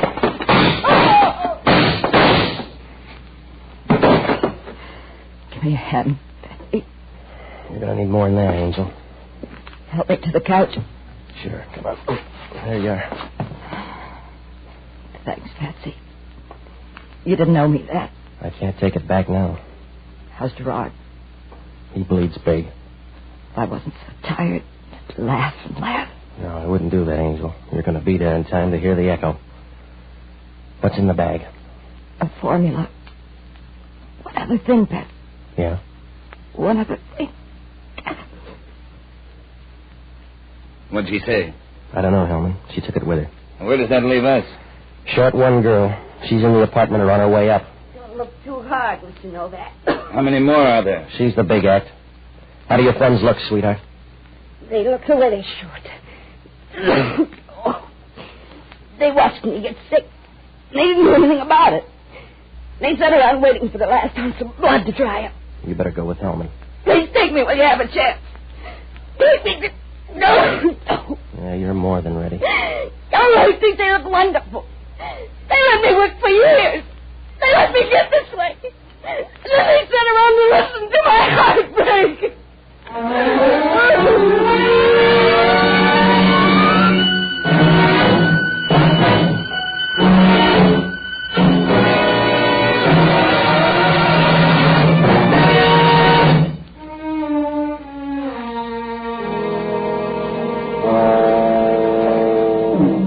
Well, I don't know why, but Hellman was confused. He finally got the story off the girl in a hospital bed. All 5 of them had worked together once, gathering government information, but when the big order came, double-cross set in like an epidemic. They were out after a formula. The dying girl had one half, and the other half was in that geranium plant. It came off the boat and went to that phony flower stand. Evie and Gerard were afraid to deliver it themselves, so they hired me to do it. The sick girl was in another frame. She tipped off Langley, and he worked that hit and run with Dowd, only he forgot to tell Dowd about the poison needle. When Dowd was dead, the girl checked out for Langley's place. Between them, they had the formula, but they got in the beef, so she killed him. She came back to plant a phony lead for Evie, and that's how I got sacked. Evie tumbled and headed for Langley's place. When she left, the girl planted Langley next to me in that room and then went back to watch Evie and Gerard in that overtime match. I guess she was too sick to care one way or the other. Now, Hellman asked only one question. How come 5 such bad people ever got together in one shuffle? I don't know, except most people are full of a lot of good and a lot of bad. The day we met them, all the bad was showing.